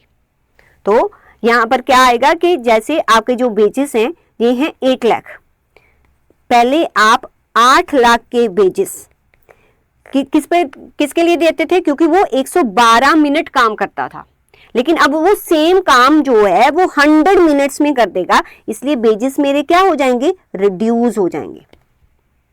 बस इस बात को ध्यान में रखना है। दोबारा से बताती हूं, देखो अगर उसने बोला, या तो एक फॉर्मूला याद रख लो, अगर उसने ये बोला है कि एफिशिएंसी इंक्रीज हो रही है, एफिशिएंसी इंक्रीज हो रही है, तो आप क्या करेंगे, 100 प्लस जितना परसेंटेज इंक्रीज है वो नीचे प्लस कर देंगे। अगर आपका एफिशिएंसी वो बोले डिक्रीज हो रही है, तो आपने क्या करना है, 100 प्लस जितना परसेंटेज एफिशिएंसी डिक्रीज हो रहा है ऊपर ऐड कर देंगे डिवाइडेड बाय 100। अब डिक्रीज का मतलब क्या है, अगर उसने ये बोला होता कि 12% एफिशिएंसी डिक्रीज हो गई, मीन्स जो काम पहले 100 मिनट्स में हो रहा था वो काम आप 112 मिनट्स में होगा, मीन्स आपको उसी काम के लिए वो ज्यादा टाइम लगा रहा है, इसलिए आपको ज्यादा वेजेस पे करनी पड़ेगी। तो ये बात आपने ध्यान रखनी है। बस यहां पर एफिशिएंसी आ जाए, जहां आप इस फॉर्मूला को याद कर लो। लॉजिक क्या है, इंक्रीज का मतलब है कि अब वो कम टाइम में सेम आपको आउटपुट करके दे रहा है, इसलिए आपके वेजेस कम हो जाएंगे, इसलिए 112 से डिवाइड कर दिया और 100 से जो है वो मल्टीप्लाई कर दिया। तो वेजेस आपकी कैसे निकलेंगी, यहां तक तो आपको पता है कि आपने आउटपुट का ट्रीटमेंट दे दिया, जितने आपके वेजेस इंक्रीज हुए उसका ट्रीटमेंट दे दिया, लेकिन अब एफिशिएंसी भी इंक्रीज हो गई है। तो ये अमाउंट पहले आप 112 मिनट्स के लिए देते थे, अब आपको सिर्फ 100 मिनट्स के लिए देनी है। तो ये होगा आपका 2022-23 के वेजेस। ठीक है, इसको करो इंपॉर्टेंट मार्क, जब भी आप रिविजिट करोगे इस पॉइंट को आप गो थ्रू करेंगे। नेक्स्ट है variable overhead will increase bye 5%। अच्छा, अब आपका टेस्ट लेती हूं मैं, वो कहता है वेरिएबल ओवरहेड्स इंक्रीज बाय 5%। अब कौन से वेरिएबल ओवरहेड्स उसने नहीं बोला, हमारे वेरिएबल ओवरहेड्स जो हैं वो प्रोडक्शन भी हैं, एडमिन भी हैं, सेलिंग है, सब में है ना वेरिएबल। तो अगर उसने कुछ नहीं बोला तो मीन्स इनमें से सभी में से जो भी आपने वेरिएबल ओवरहेड्स निकाले हैं उनको 5% से इंक्रीज करना है। क्वेश्चन आपसे है, क्या बताया कि सारे वेरिएबल ओवरहेड 5% से इंक्रीज हो रहे हैं। ये वाला वेरिएबल ओवरहेड्स जो है प्रोडक्शन का है, ठीक है। अब मुझे बताओ, ये तो 21-22 का है, तो 22-23 के लिए वेरिएबल ओवरहेड जो है प्रोडक्शन का कितना होगा। 5% से इंक्रीज हो रहा है, मींस 105 डिवाइडेड बाय 100। इतना करूं या कुछ और भी करूं, बस आप मुझे ये बताइए, इतना लिखूं या कुछ और भी लिखूं। 1,20,000, 5% से इंक्रीज, आपने 105 कर दिया, कुछ और भी लिखूं, बोलो कुछ और भी लिखूं।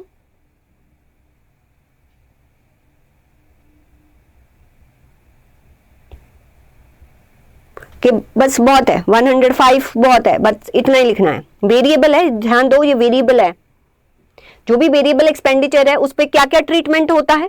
पहला ट्रीटमेंट कि जितने से प्रोडक्शन बढ़ेगी उतने से वो भी बढ़ेगा। दूसरा ट्रीटमेंट, अगर उसने बोला कि रेट्स बढ़ गए तो आपको उसका इंपैक्ट भी देना है। इट मींस जो रेट्स बढ़े हैं उसका इंपैक्ट तो मैंने दे दिया, लेकिन जो प्रोडक्शन बढ़ी है उसका इंपैक्ट भी तो देना पड़ेगा। तो जितने भी आपके वेरिएबल ओवरहेड्स होंगे ना, जो आपने यहां पर कैलकुलेट किए हैं, ये वाले सारे के सारे, इन पर आप 120 का भी इंपैक्ट देंगे, और अलॉन्ग विद दैट जो आपका रेट बढ़ा है उसका भी इंपैक्ट देंगे, इस पर भी देंगे और इवन इस पर भी देंगे, इन सब पर। ठीक है, तो आपके सारे वेरिएबल ओवरहेड्स जो हैं, अब फिक्स्ड के बारे में कुछ नहीं बोला, अगर नहीं बोला है तो जो भी आपने फिक्स्ड ओवरहेड्स निकाले हैं एज इट इज लिख देना 22-23 में, एज इट इज लिख देना 22-23 में। देख लेते हैं कि फिक्स्ड ओवरहेड्स के बारे में कुछ बोल रहा है। क्या बोल रहा है कि fixed production overhead will increase bye 1/3%। बस यहां पर भी प्रॉब्लम आ जाती है, मैम अगर 50% बोल देता तो हमारी जिंदगी जो है वो सॉर्टेड थी, बट अब 1/3% को कैसे करेंगे, आप ना घबरा जाते हो। देखो देखो, अच्छा कौन से फिक्स्ड ओवरहेड, सारे के कोई पर्टिकुलर ओवरहेड्स है, उसने सिर्फ बोला प्रोडक्शन, सिर्फ क्या बोला, प्रोडक्शन। तो इट मींस जो एडमिन वाले हैं, जो सेलिंग वाले हैं, उनको इंक्रीज मत करना, सिर्फ किसको करना है, आपने प्रोडक्शन वालों को इंक्रीज करना है। तो प्रोडक्शन वाले कितने हैं आपके, प्रोडक्शन वाले फिक्स्ड ओवरहेड्स आपके कितने हैं, दैट इज 3,60,000। अब इसको वो कहता है ये इंक्रीज हो रहे हैं, इस पर आउटपुट का इंपैक्ट मत देना, क्योंकि कितना भी आउटपुट करो फिक्स्ड का कुछ नहीं है, हाँ रेट बढ़ रहे हैं उसका इंपैक्ट देना। कितना बोल रहा है, 33 अब इसको पता कैसे सॉल्व किया जाता है, 33 हम क्या करते हैं, जो भी 100 होता है उसमें वो परसेंटेज प्लस कर देते हैं, तो 133 ये बन गया। अच्छा इसको सॉल्व कर लो, ये कितना बन जाएगा, 399 + 1, 400 डिवाइडेड बाय 300, इसको कर दो 4/3, तो 4/3 कर दो, जब 400 डिवाइडेड बाय 300 कर दो, सेम, क्लियर हो जाएगा ना ये। तो इट मींस जो हमारा ये फिक्स्ड ओवरहेड्स है, प्रोडक्शन ओवरहेड्स है, ठीक है, इसमें आपने क्या ट्रीटमेंट करना है, आपने 133 1/3% करना है। अगर आप ऐसे लिखते हो तो इसको सिंपल वे मींस 4/3 कर दो, तब भी आपका आंसर आ जाएगा। बस इतना है, बस और कुछ नहीं है, वही जो लास्ट क्लास में हमने किया था वही करना था। अब इसको आपने कैलकुलेट करना है कॉस्ट ऑफ सेल्स। क्या बोल रहा है, आपने कॉस्ट ऑफ सेल्स कैलकुलेट करना है 21 का भी और 22-23 का भी, दोनों की कॉस्ट शीट बनानी है। हमें सारे एक्सपेंडिचर पता है, कैसे अलग अलग करने हैं वो भी पता है, बस आप इसको सुंदर सा कॉस्ट शीट में जो है प्रेजेंट कर दो, आपका क्वेश्चन सॉल्व हो जाएगा। बी पार्ट हम कल करेंगे, सिर्फ आज ए पार्ट करेंगे। अब मैंने सब कुछ बता दिया, अब सिर्फ और सिर्फ आपको कॉस्ट शीट बनानी है, तो चलिए कॉस्ट शीट बनानी स्टार्ट करते हैं। आइए, आपको दोनों ईयर्स की बनानी है, ध्यान दीजिए, थोड़ा सा बड़ा लेना है आपने, आपको 21, 22 और 22-23 की भी बनानी है, थोड़ा बड़ा बनाएंगे।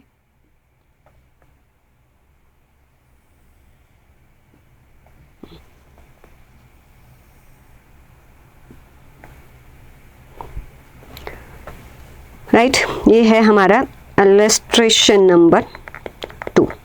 देखो सारी कैलकुलेशन कर चुके हैं, अब सिर्फ आपको प्रेजेंट करना है। इसका ए पार्ट करने लगे हैं, competition of cost of sales 21, 22 and 22-23, particulars 21, 22 का लिखिए और 22-23 का लिखिए। सेल्स यूनिट्स मैंने आपको कैलकुलेट करके बता दिए। लास्ट ईयर में 25 लाख की अगर सेल हुई, 125 पर यूनिट आपने किया, तो आपके 20,000 यूनिट्स बने।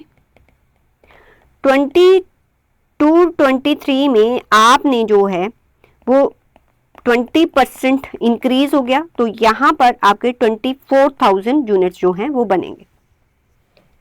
बस अब बाकी कॉस्ट शीट आपने लिख देनी है। सबसे पहले इसमें अच्छी बात यह है कि हमारे पास कोई भी ओपनिंग क्लोजिंग स्टॉक नहीं है, सीधा सीधा डायरेक्ट मटेरियल और ये सब कुछ लिख देना है।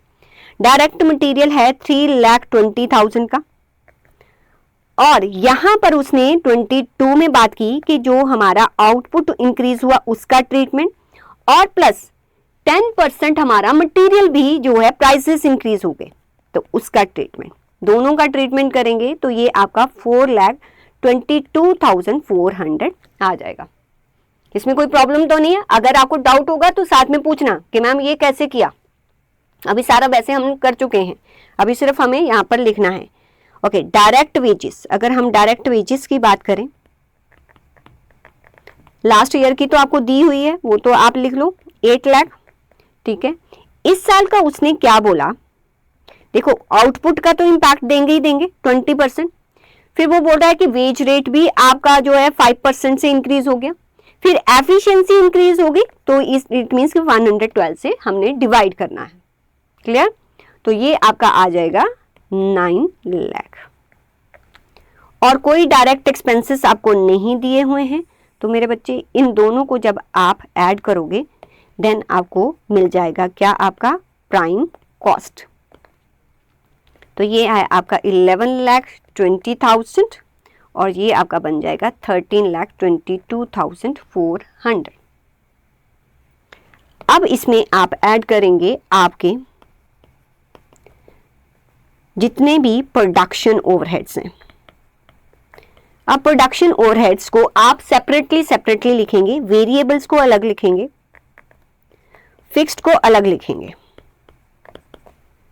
राइट। तो 4,80,000 के मेरे टोटल एक्सपेंडिचर हैं, जिसमें 25% बोल रहा है कि वेरिएबल है, इट मीन्स के 1,20,000 वेरिएबल हैं और फिक्स्ड कितने हैं 75%। तो 4,80,000 75%, ये सारी कैलकुलेशन कर चुके हैं, ठीक है, ये सारी कैलकुलेशन हम कर चुके हैं, इसलिए मैं फटाफट लिख रही हूँ। 3,60,000। अब यहां पर जो है 1,20,000 जो वेरिएबल है उसमें आउटपुट का इंपैक्ट तो देना ही देना है, बट वो कह रहा है कि सारे के सारे वेरिएबल एक्सपेंडिचर वो 5% से इंक्रीज हो गए रेट, तो 5% का भी इंपैक्ट दे देना है। 1,51,200। देखो फिक्स्ड के बारे में अगर प्रोडक्शन ओवरहेड्स के बारे में ना बोला होता तो मैं 3,60,000 लिख देती, कोई इसमें चेंजेस नहीं करती, बट उसने क्या बोला 33 1/3%, ठीक है, जो कि हमने यहाँ पर किया है 33 1/3%, ये देखो, ठीक है, वो इम्पैक्ट आपको देना पड़ेगा, वो इम्पैक्ट हम यहाँ पर देंगे। तो 3,60,000 का 133 1/3%, जहां 4/3 कर दो आंसर सेम आएगा। तो 4,80,000 आपके ये हो गए, कोई ओपनिंग क्लोजिंग नहीं दिया हुआ, तो ये फैक्ट्री ओवरहेड्स आपने ऐड कर देने हैं। तो आपके पास यहाँ पर फैक्ट्री कॉस्ट आ जाएगा या वर्क कॉस्ट बोल सकते हैं, तो ये आपका आ गया 16 लाख और ये आपका आ जाएगा 19,53,600। अब इसमें आप ऐड करेंगे अपने एडमिन ओवरहेड्स, उसको भी सेपरेटली लिखेंगे कि हमारे वेरिएबल कितने हैं और हमारे फिक्स्ड कितने हैं। टोटल हमारे ओवरहेड हैं 1,60,000, जिसमें से 25% वेरिएबल हैं, मींस 40,000 हमारे वेरिएबल हैं। 1,60,000 उसने बोला 75% आपके फिक्स्ड है, इट मींस 1,20,000। अच्छा, उसने बोला कि देखो इस पर आपका प्रोडक्शन का इंपैक्ट तो आएगा ही आएगा, सारे वेरिएबल एक्सपेंडिचर 5% से इंक्रीज हो रहे हैं, तो वो भी इंपैक्ट मैंने साथ में दे दिया। और ये आपका कितना आ गया 50,400। अब मेरी बात ध्यान से सुनो, क्या उसने एडमिन फिक्स्ड ओवरहेड्स के बारे में कुछ बोला? कुछ नहीं बोला। इट मींस कि जितने हैं एज इट इज आपने यहां पर लिख देने, क्योंकि इसका आउटपुट का तो कोई इंपैक्ट नहीं आता, अगर रेट चेंज हुआ होता तो इंपैक्ट देते, बट उसने कुछ नहीं बोला। तो जो हमारे लास्ट ईयर में फिक्स्ड एडमिन ओवरहेड्स थे वो ही हमारे इस साल में भी हो जाएंगे, तो इनको ऐड कर दीजिए। तो हमारे पास क्या आ जाएगा, हमारा कॉस्ट ऑफ प्रोडक्शन,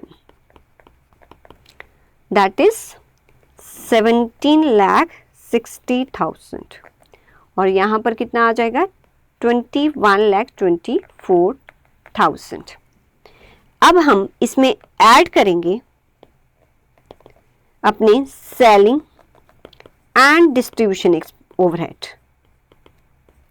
वेरिएबल हैं कुछ और कुछ हमारे फिक्स्ड हैं। तो 1/3 तो आपके वेरिएबल हैं, तो 2,40,000 का 1/3 किया तो 80,000 और 2,40,000 का 2/3 किया तो 1,60,000। 80,000 क्योंकि वेरिएबल है तो आउटपुट का इंपैक्ट आएगा, 5% रेट भी इंक्रीज हो रहा है तो उसका इंपैक्ट भी यहां पर आपने देना है, उसका इंपैक्ट भी हमने दे दिया। तो ये हमारा कितना बन जाएगा, दैट इज 1,08,000। अब इसके बारे में कुछ नहीं बोला, एज इट इज यहां पर आप लिख दीजिए 1,60,000। अब थोड़ा सा रुको, क्या उसने सेलिंग एंड डिस्ट्रीब्यूशन में कुछ और भी बोला है? उसने बोला 20% जो आप आउटपुट इंक्रीज करोगे उसको सेल भी कर दोगे, लेकिन उसके लिए एक्स्ट्रा एडवर्टीजमेंट एक्सपेंडिचर आपको करने पड़ेंगे। तो जो एक्स्ट्रा एडवर्टीजमेंट एक्सपेंडिचर उसने बोले हैं वो आप यहां पर अब लिखेंगे। वो कब कर रहे हैं हम? 22-23 में कितने हैं? 45,200। बस ये सब ऐड कर दिया तो हमारे पास क्या आ गया? आपका cost of sales. Last year 20 lakh था और इस साल 24,30,000 है। बस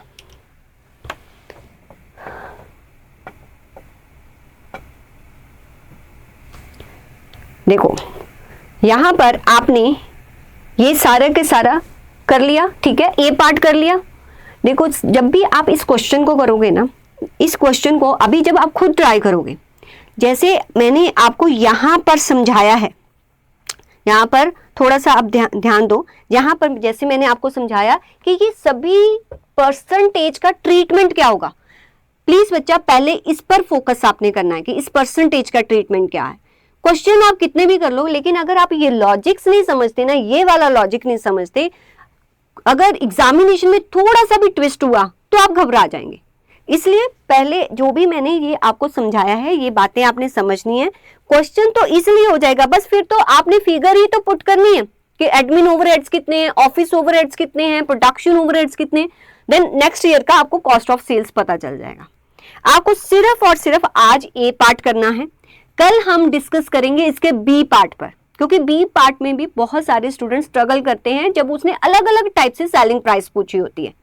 बट आप प्रॉमिस करो कि आज ये वाला पार्ट, ए पार्ट आप अच्छी तरह से कर लोगे कि कभी भी कैसा भी वो बोले कि एफिशिएंसी इंक्रीज जो है डिक्रीज है, जहां हमारा इतना आउटपुट इंक्रीज हुआ, हमारे रेट इतने से इंक्रीज हुए, आप इजीली जो है नेक्स्ट ईयर के जो एक्सपेंडिचर है उसको जो है आइडेंटिफाई कर पाओ।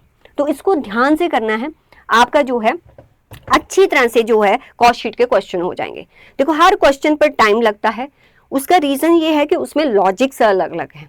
तो इस क्वेश्चन को आप करना, नेक्स्ट क्लास में मैं आपको जो भी आपका सेलिंग प्राइस कैसे कैलकुलेट होता है उस पर बात करेंगे, क्योंकि उसके अभी लॉजिक दूंगी ना तो बहुत सारा टाइम निकल जाएगा, अभी तुम थक भी गए होंगे। ठीक है, तो जितना हमने किया है उसको करो, अच्छी तरह से करो, बाकी हम कल मिलते हैं सेम टाइम पर 11 o'clock।